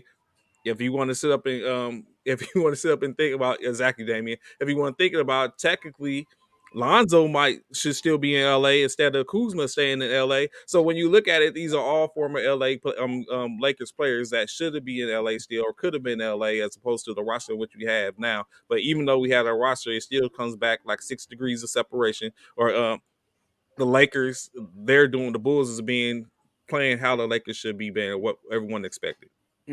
So obviously, DeMar DeRozan and Dustin said it perfectly. He leads the NBA in points per game in the fourth quarter. Dropped 19 fourth quarter points last night. This DeMar DeRozan in the playoffs, and really, if we're going to be honest, only against LeBron, is when he came up short. Ever since he's been doing that, there's been this notion that he's not clutch at all.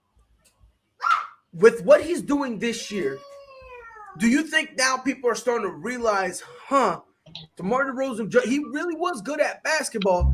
It's just he couldn't get over the LeBron James hump. Look, don't get me wrong. I think DeMar DeRozan has always been a good player. Even in San Antonio, I think he was just very much misused. But as the great philosopher, I believe, named Meek Mills once said, there's levels to this, man. Steph Curry and Kevin Durant are just way above him. You know what I mean? It's just levels to it. There is no way we should be having a discussion that DeMar DeRozan is MVP. Now, I'm gonna give him his flowers. He's killing it. But MVP talk, I mean, let's not get too crazy here. And to add on to that list, as a giant Miami Heat fan, I'm hoping Marcus Morris can be one of those players the Lakers regret getting rid of, because he was balling out until he got pushed from the back by our former MVP. Just putting that out there. So we'll see how that works out. Oh, okay. He was balling out until he had a ball in his fist, and all of a sudden it was like, oh, I'm bleeding from a push. Get out of here. Get out of here with that. It's kind of funny. After that, all of a sudden, he didn't want the smoke. He didn't want the smoke. It was too much for him. Look, I'm not saying DeMar DeRozan is going to win MVP, but he needs to be in the conversation. Like, let's be honest. And I understand. Listen, by name value, he doesn't deserve because his name is DeMar DeRozan. However, if you close your eyes, if I say, here y'all making excuses for LeBron and kisses in his ass. What excuse have we made for LeBron? Please, Damien, do me a favor. I would like you to elaborate. What excuse did we make for LeBron James? I will be waiting. But if we change his name, let's say it's not DeMar DeRozan. Let's say it's Kyle Kuzma. I will kill myself. Does anyone here watch The Office? Has anyone here ever seen The Office? Yeah. No, God, please no. When Toby came back and Michael was screaming, no, that's gonna be me. If Kyle Kuzma ever does this, I'm gonna be screaming, no. But you know what? Yeah. Let's say it's Kyle Kuzma, right?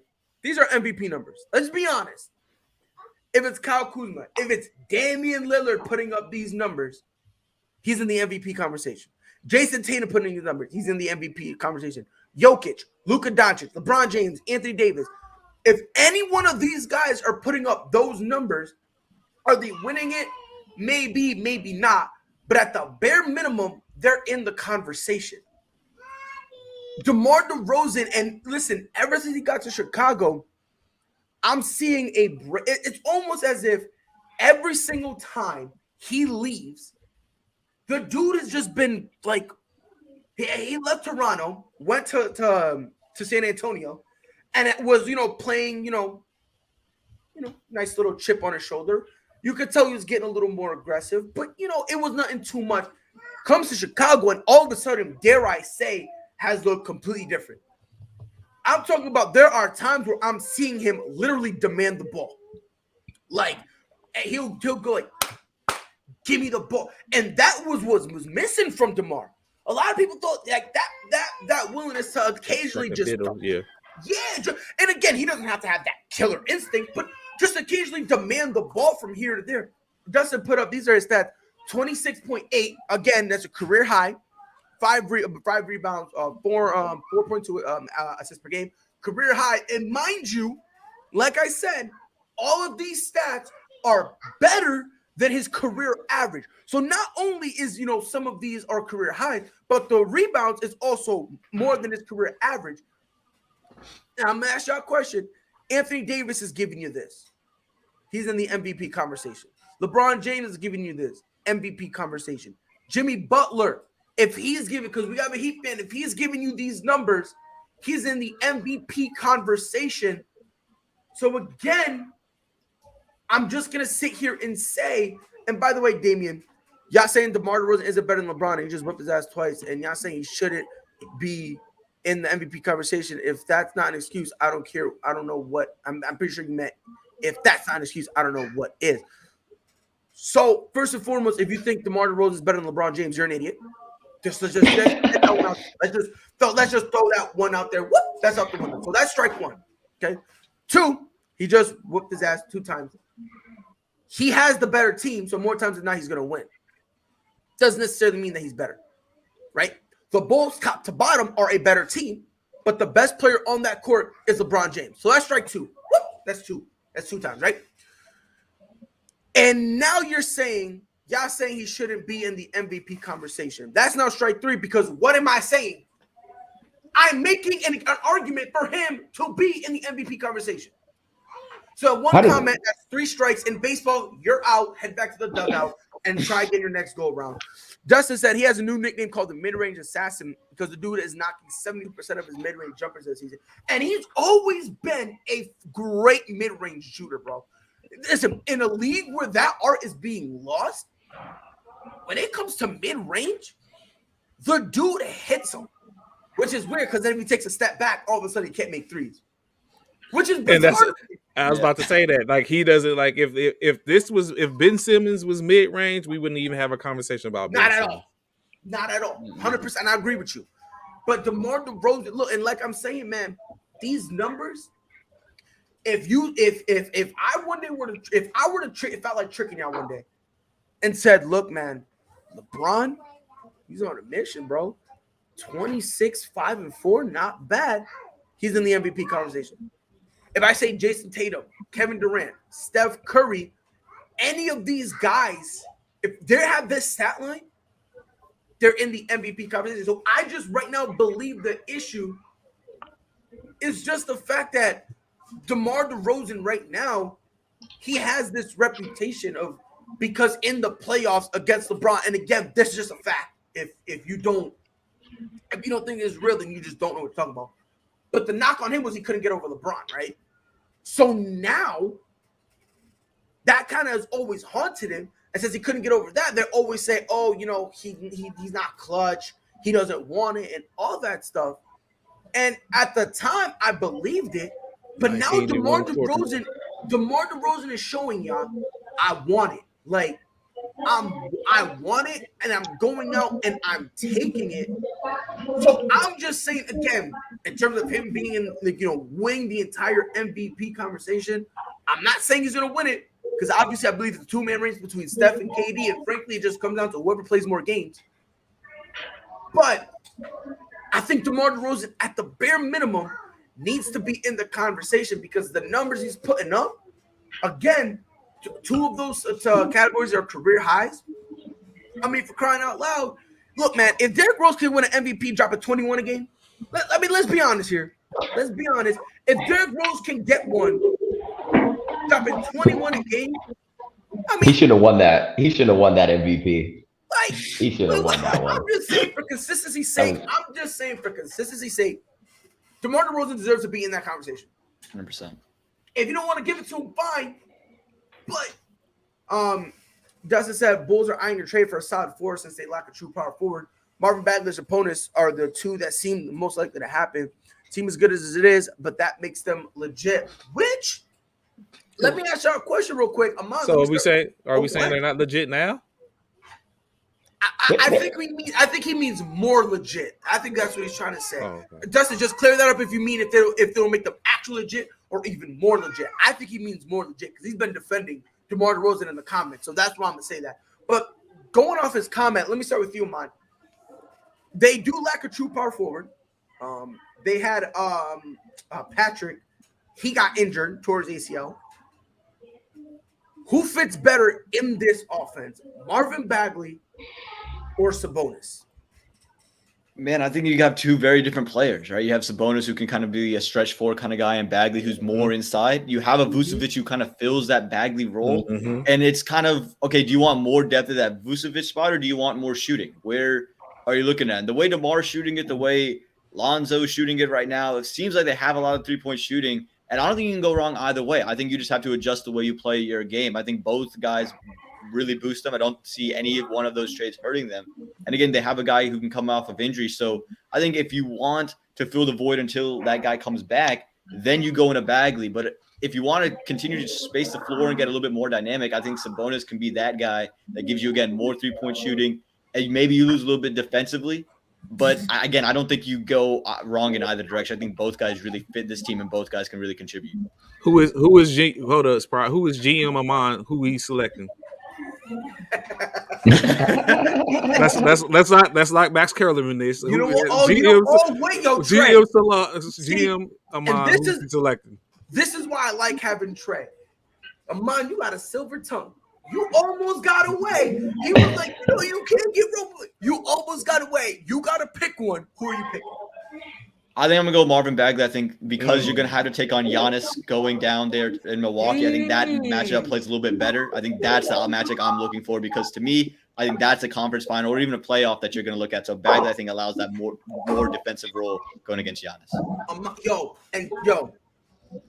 I'm out here thinking regular season. Amon is like, nah, dog. You playing go fishing, child. I'm playing 40 chess. What are we doing here, bro?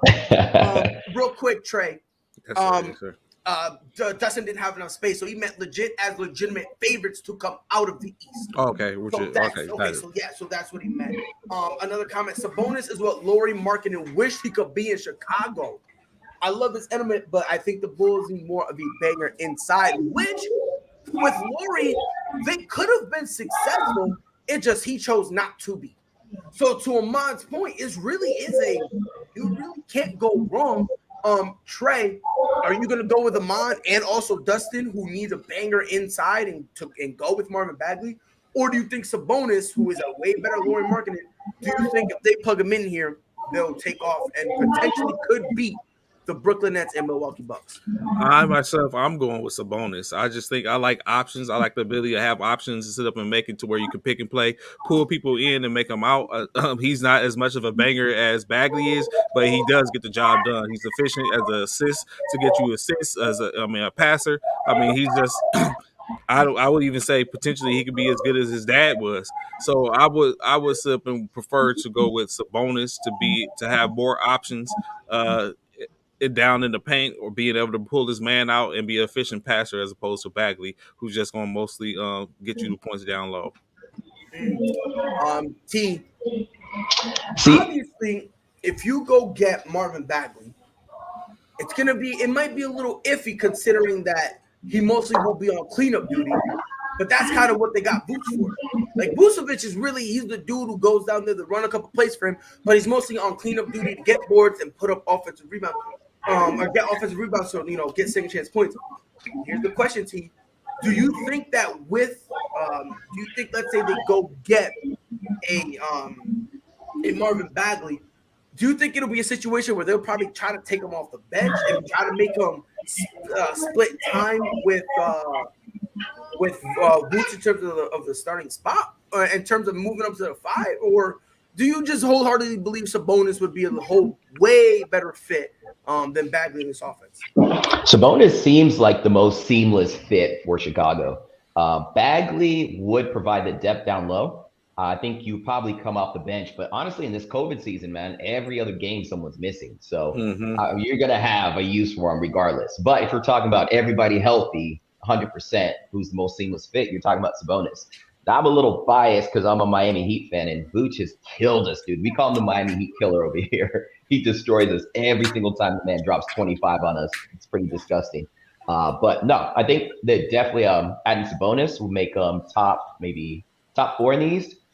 I still like Miami to come out the East. I'm sticking to it. Don't care what anyone says.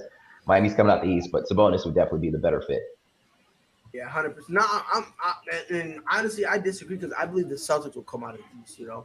Oh my goodness! I almost did a walk off. Right now. I hope you're right, Prize. And the thing is, and I'm joking. And Trey knows I've been extremely disappointed this year with the Boston Celtics. I've never had my loyalty as a fan tested before. Even when we were rebuilding and Rondo was our best player, I had faith. I was like, you know what? I understand what we are. We should not be in this position, but it is what it is. You know what? I'm this close. I'm about to post free agency. Y'all should trade for AD. And I will say this: I'm glad we didn't. I'm glad we didn't get for him when we had the chance. Dustin with another very interesting point. Billy Donovan, Coach of the Year. Trey, I'm gonna start with you. Is that a stretch or is this kind of legit? I'm not gonna say it's a stretch, but I would think I would go with the GM getting to be the executive of the year as opposed to Donovan being the coach of the year at this point. Because you got I think it's other coaches that would check the block for that. But of course, to say Billy Donovan is the coach of the year, who brought the personnel, this personnel wasn't here when he got there. So not to say because he's doing a good job with what he has, but I think it's more so important that the GM brought this team together. I mean, that is a good point. Amon, Billy Donovan do you think he's your front runner, or do you have somebody else kind of in the wings? I think I agree with the point. Executive of the year makes a lot of sense for the Bills guy. And to be honest with you, I'm not sure who you put ahead of Billy Donovan. I know you're looking at who are the best teams right now out there, and you think it's Steve Kerr. Is he a guy that you look at without Klay Thompson? But then you think Steph Curry's been playing MVP level. So I think there's a lot of gives and takes, and I think Billy Donovan.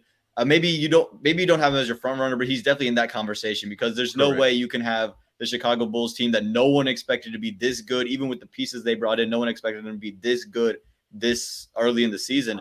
I just think that you have to have him in the mix in that conversation. Again, who else is going to be in there? You don't know if he's the front runner, but he definitely should be in that conversation. T, I see you nodding a lot. I'm assuming you Well, 100% agree with Amon. Absolutely not. I'm playing. As far as I just found it interesting that all the picks that we have for Coach of the Year have an MVP candidate, well, quote unquote, because we threw in Demar Derozan there. Surprise pick, and I know it sounds really biased. I actually put Eric Spoelstra there as Coach of the Year right now because because Miami's had a bunch of injuries, and I don't know if you guys have seen the development there. They have a ton of undrafted players that they have playing and just balling out, dropping 30, 20. That development in Miami is pretty insane. So I know. So hold on, let me ask you a question. Hold on, I just want to real quick, team. Mm-hmm. Let me just make sure I get this. Got it. So DeMar DeRozan doesn't deserve to be in the MVP conversation yet. Eric Spoelstra is Coach of the Year. Absolutely. Well, yes. What a time to be alive. 1,000%. I love DeMar. You make it seem like I don't like DeMar. I think he's a good guy. No, I'm not saying you don't like DeMar. I'm not saying you don't like DeMar. I'm just saying you hate him. Man, it just you know what? He deserves to be in the MVP talk. It'll probably change within a week or two. Let's give it to him. I'm gonna give him his flowers right now. It's gonna change in like 2 weeks when he comes back down. I'll give it to him. I'll give it to him. You can have it for now. Oh my goodness. Look, me personally, I think right now there is one individual who needs to be the front runner for MVP. Call me crazy, call me biased, call me wild. I wholeheartedly believe by the time everything all ends, JB Bickerstaff is going to be the Coach of the Year. If you look at this Cleveland Cavaliers team, they should be horrible. Let's be honest. They should be horrible. Name me their starting rotation. And that is why he's Coach of the Year. That's why he's Coach of the Year. That's why. When your best player, and I love this kid, but again, like I said, I love him. But when your best player is Jared Allen, it's coaching that helps you. Is it Jared Allen or is it Evan Mobley? Jared Allen. I think Evan Mobley is their second best, and I'll be honest, I think it's close. I do think it's close. I think by next year, if Jared Allen is still there, I think Evan Mobley will overtake him. But as of right now, I'm going to give it to Jared Allen. But again, it is close. If you want to say Evan Mobley, I'm not going to argue with you. But you know I'm going to say Evan Mobley. Pac-12, baby. You know I'm going to say Evan Mobley. But yo, Bishop, where you at? Yes, where you at? Because all these conversations have been Pac-12, DeMar DeRozan, Zach LaVine, Vucevic, Pac-12. But that's where I'm going to go because I'm looking at a dude who, again, like you said, with Steve Kerr, they got injuries, but Steph is playing phenomenal basketball. People want to throw in Steve Nash, but Kevin Durant, he's playing phenomenal basketball. People say Quinn Snyder, which I believe Donovan Mitchell low key is playing at an MVP level. Now, it's not, nobody really wants to talk about it. And I get why, because most of the time the MVP, it's really between three guys. And right now, DeMar DeRozan 100% is in that conversation. No debate whatsoever. I've seen people say Doc Rivers. He's helping keep the 76ers, relatively relevant. They're 15-15, but, losing Ben Simmons matters. And now you're trying to figure out who's going to fill that role. But, look, Cleveland Cavaliers, they're 19-12. They're on a 6-game winning streak and have won 8 of their last 10. They have a point differential of plus 5.9, almost 6. Almost 6. They have a better point differential than these teams. And let me know what you think about these teams. First and foremost, the Brooklyn Nets. Are they good? Yes. Yes? Okay. Yeah. The Chicago Bulls, are they good? Yep. Yes. Okay. The Milwaukee Bucks, are they good? Percent. Right? Okay. I just want to make sure. I'm only asking for a friend. I'm just throwing all this out there. Miami Heat, are they good? Great. Best. Right. ever. Okay. I'm not going with I looked directly at T. I was like, I want to hear this. I was waiting. I was waiting. I want to hear this. Trey's like, I know how I they just came dare out. you. But, okay, and you want to say great, that's fine. And you want to know what all these teams have in common? They have two things in common. They're all in the playoffs. And playoffs, not play-in. They're all in the playoffs. So if the playoffs were to start right now, they don't have to do they're not involved in the play-in. And two, they all have a less point differential than the Cleveland Cavaliers. I did not know if Cleveland could keep this up. And they have been. They've been keeping it up. And I believe we need to give the credit to the coaching. Because obviously Evan Mobley stepped up. Jared Allen. I understand you got players stepping up. But unless you have the coach to put them in the decision, in the right position. Because again, name me one MVP candidate from the Cleveland Cavaliers. One MVP candidate.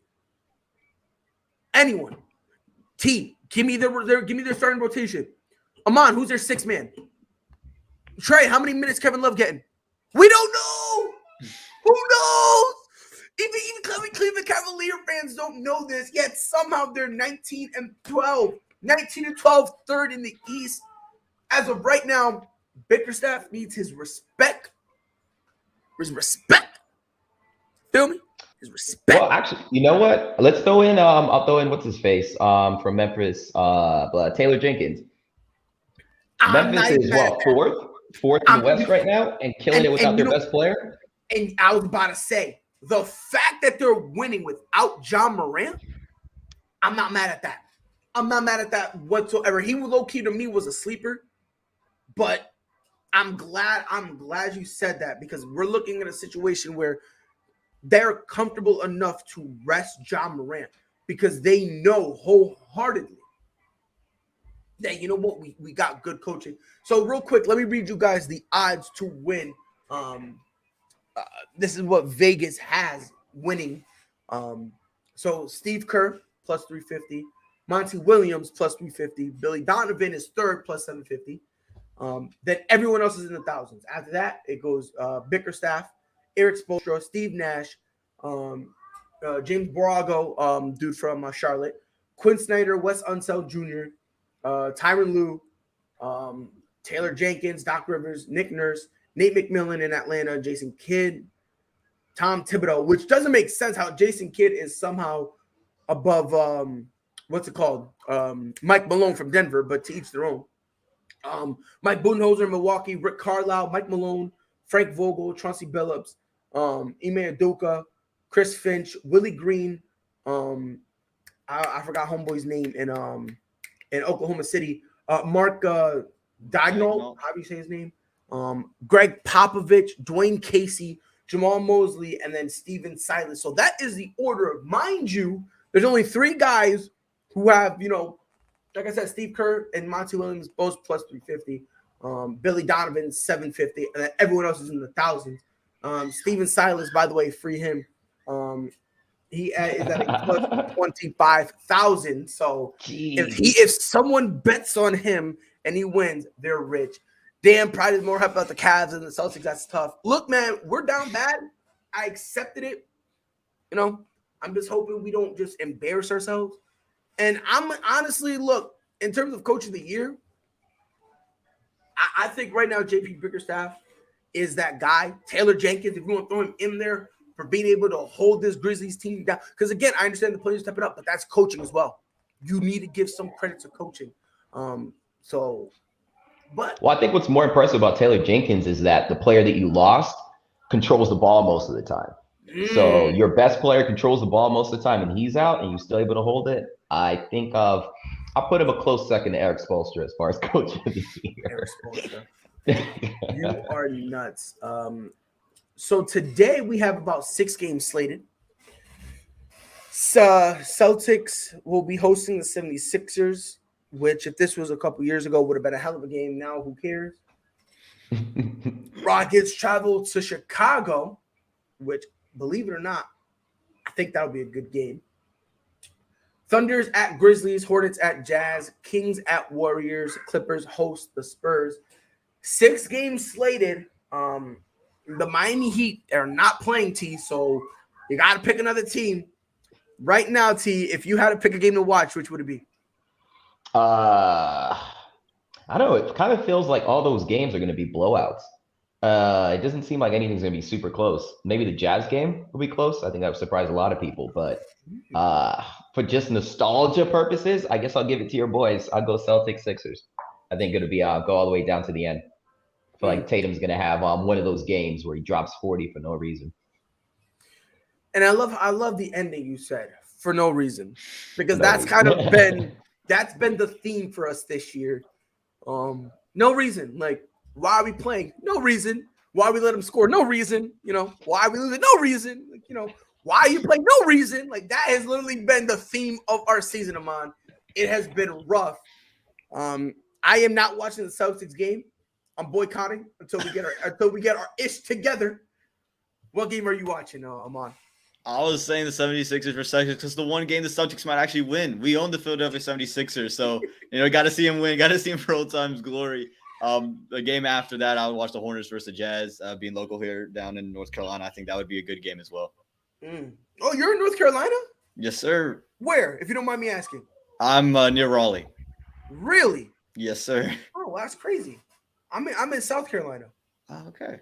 That's crazy. I'm about to go stalk you.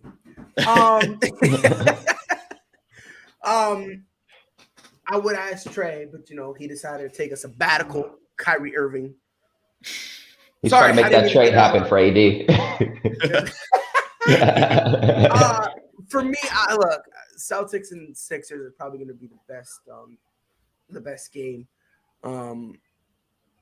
Look, for me, if I have to pick another game, if I have to put a gun in my head, Rockets and Bulls. And I know it sounds crazy. I know it sounds wild.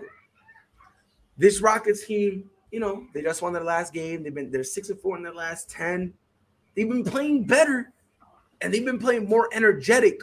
So I feel like a young team like that against a very,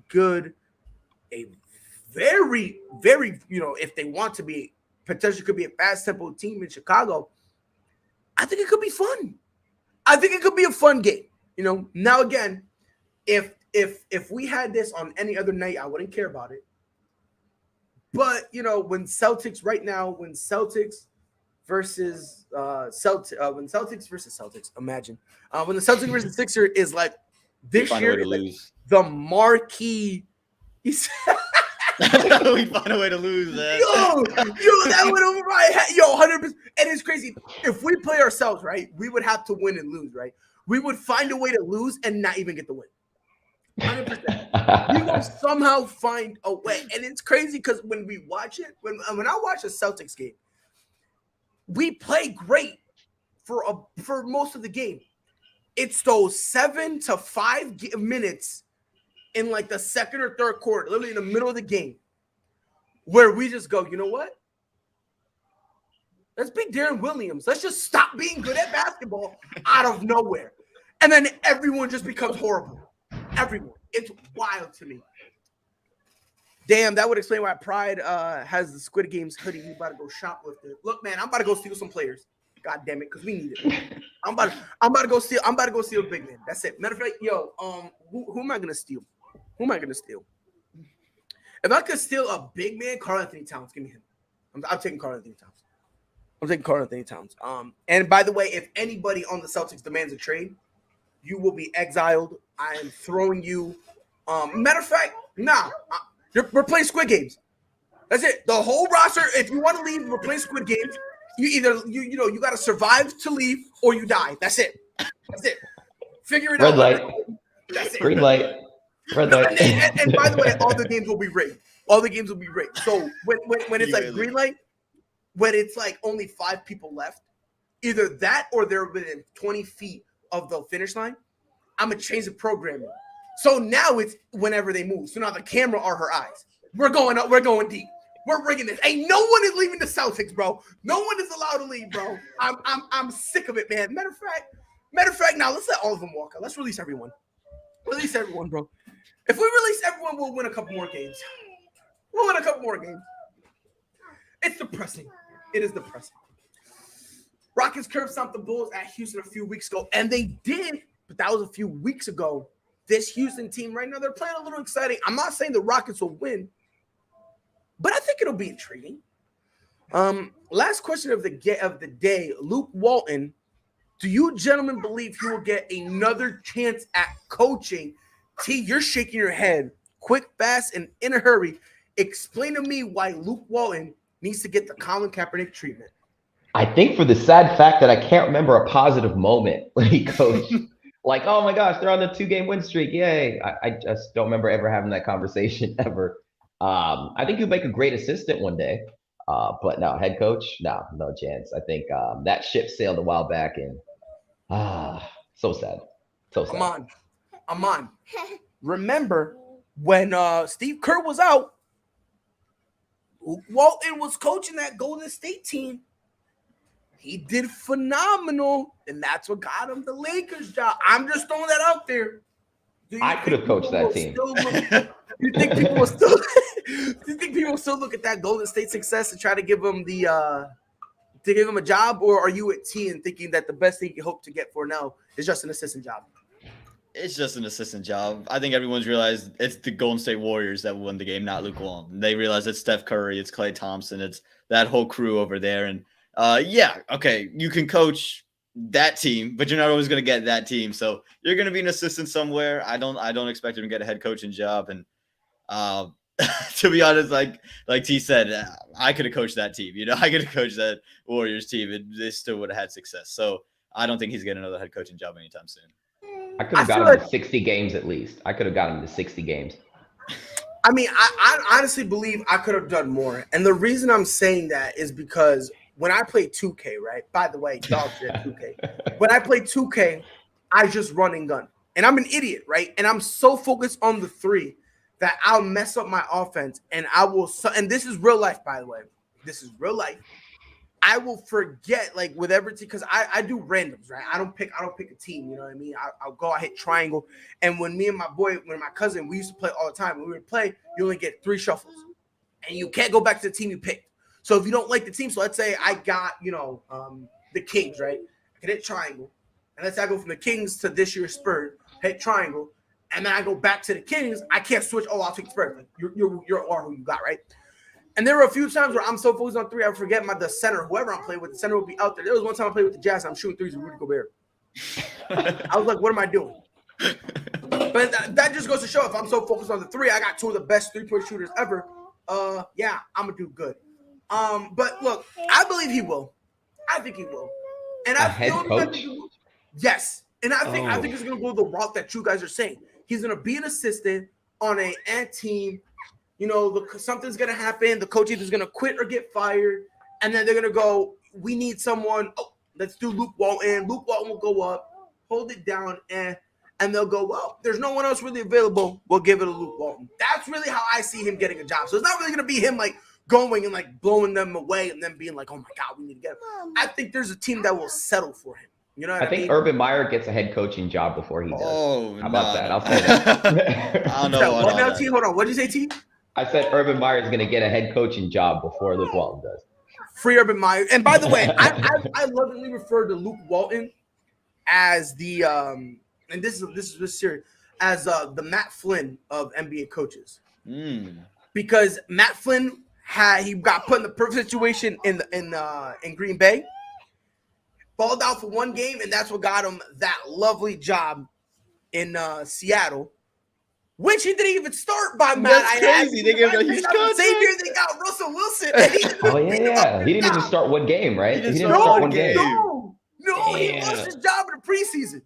Which, I'll be honest, if I'm Matt Flynn, I'm not mad. Yeah, no. I got a back to ride the bench. Come on, stop playing with me. And I'm not getting hit. Stop playing with me. Stop playing with me. I'll do this all day, every day. But that's what I'm saying. Like, I wholeheartedly believe that that's really what it was because he, with Golden State, had a thing, and that's what got him the Lakers job. So we'll see.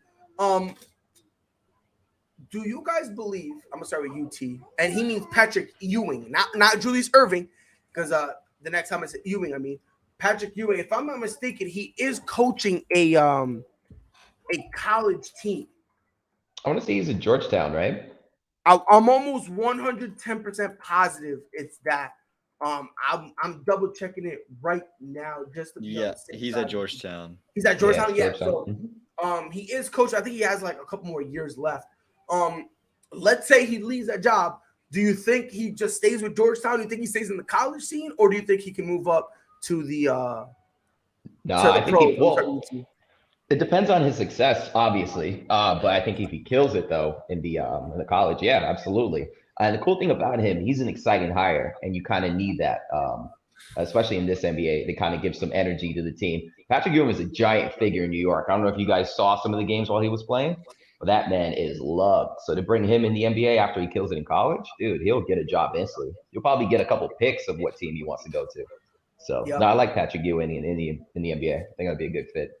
Yeah, and I agree with you. I think Patrick Ewing, like, you know, his aura, his mystique, it will go. And like you said, if you couple that with even just have success in the college scene, they'll teams will look at him and say, you know what, we're good, and he will have an opportunity.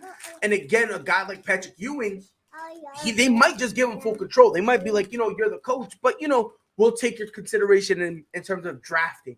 In terms, because again, let's say he leaves, you know, Georgetown, and there's a couple players he likes. He's working with them firsthand, so he can say, hey, look, you know, so-and-so, he's nice. No one's really talking about him. Just keep that in mind. So, Aman, let's say Patrick Ewing right now wants to play in the NBA. Give me 3 teams you think he would fit perfectly in. Man, 3 teams that he's going to fit perfectly in. Well, I think those teams are going to have to be teams that want to play defense, right? I think that's the kind of Ewing brand when he played. Never got to watch him play. I was born a little bit too late for that. But I think the teams in the NBA that could really use him as a coach, if the Lakers want to move on, that could be a fit for me because Vogel's a guy who they've been could they go somewhere else? And if they want to, it's a big brand. I think that's the perfect thing for Patrick Ewing as well. He's going to want to go into a situation where they can win now. I don't think he's going to leave Georgetown to go coach a team that's not going to have any opportunity to win. So I do think you're going to look at, I think the Lakers, if you want to move off, that's a situation I could see happening. And then the Boston Celtics, I think, you know, you're still trying to find that next transition head coach. You're going to need a big man. Who else to get that big man to come in there and win ball games there? I think that's a guy, that's a team that makes some sense to me. And then that third team, man, I'm trying to think about, I wanted to say New York Knicks, but they have their guy there. That's not going to be a fit. And then you could go for maybe a team that's going to have a lot of college guys that come in. I think OKC could be a team that say, hey, we're going to build a future. Here you go. Here are all the keys. We have all these draft picks. You've recruited a lot of the guys who are going to come out.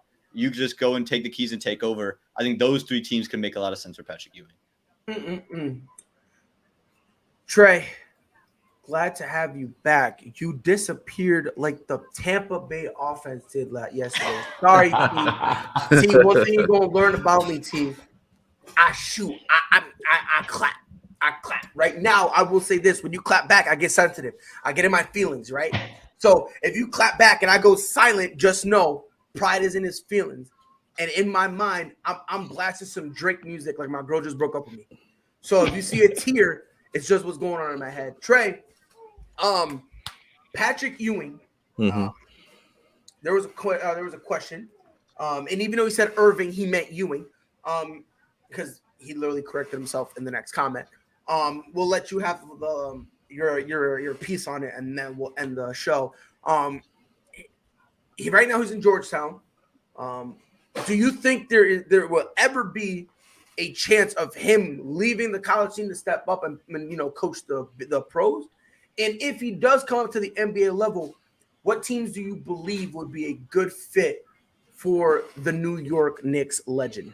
So I haven't followed Patrick Ewing's coaching career since he's left the NBA. So my first thought would be, what is his coaching his coaching style. Because if he's coaching like he did, like what he played, maybe the NBA is past that time frame. He has to wait. History tends to repeat itself. So you probably would have to wait for history to come back around where the big man is the focal point of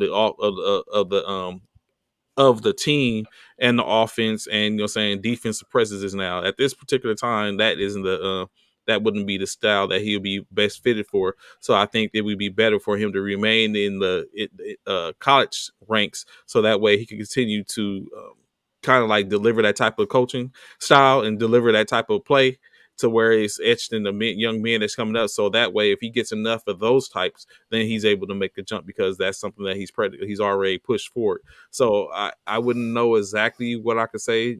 Like, most big men in this league now are potentially shooters, except for, like you said, the Jared Allens and stuff like that.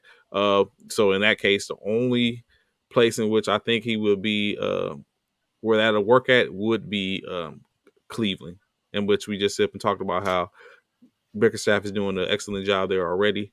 But I think Cleveland, or anywhere where there's a big man or big men that play the paint, or in that little below the mid-range area, that's where he's going to be most effective.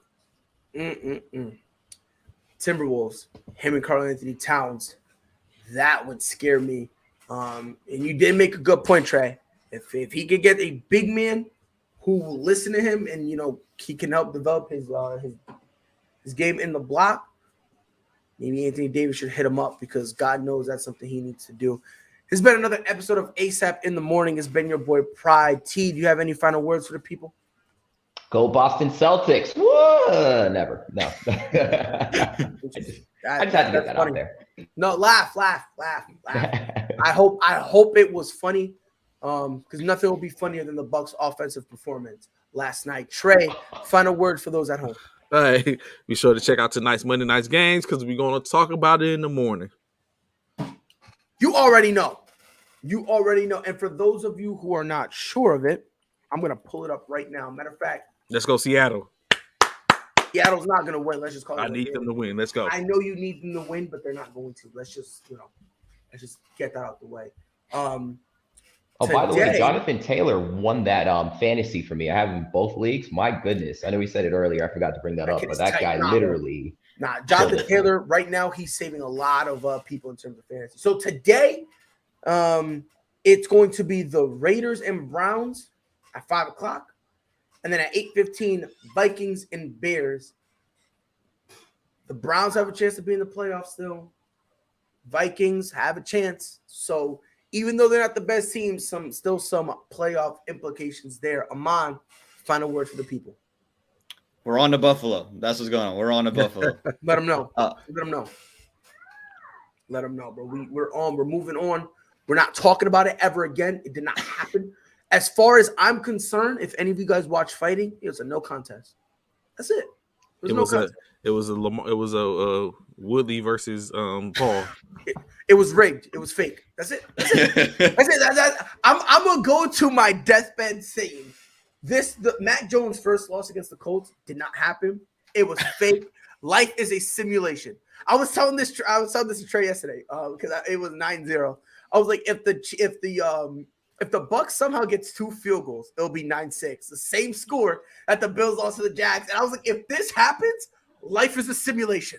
Like, no, I was like, life is not real. Like, this is crazy. One thing to keep in mind, and thank you, Dustin. I wasn't sure whether or not Case Keenum got out of the COVID protocols. So Case Keenum is still in there, and so is Baker. So Nick Mullins, he's playing. So that means Nick Chubb is getting 50 touches. Let's just call it like he's getting 50. Kareem Hunt will get another 30. And Nick Mullins will throw the ball one time, and that will be at halftime as that little Hail Mary thing. If he throws the ball more than 3 times, he needs 2 to for Mac 3. Jones. 3. Yeah, he needs to Mac Jones it. He needs to Mac Jones it. He better not throw anything. Once they throw four more times, they lost. Hunter, and by the way, I would say Hunter Renfrow pop off, but I got a bye week in fantasy. I didn't even know it was a bye week. It's a new app, so I was confused. Uninstalled and reinstalled, almost broke my phone. I reached out to one of the guys who's running. He goes, "Oh, nah, bro, you're in the bye week." I was like, huh, neat.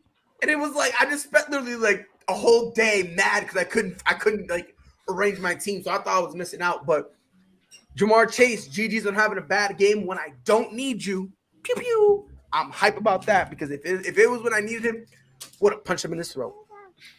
This has been your boy Pride on behalf of T, Trey, and Amon. Appreciate the chat being here with us, chatting on all that stuff. It's always fun when you guys are here.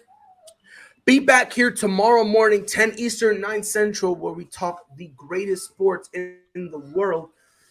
We'll see y'all then. Be safe, y'all. And remember, life is a simulation. The Patriots really didn't lose. Tom Brady come home because if you were on New England, this wouldn't have happened. Well, there goes Jonathan Taylor. Oh, you went off again. You're funny. Be safe, y'all. We'll see you on the next one. Whole sports all plays.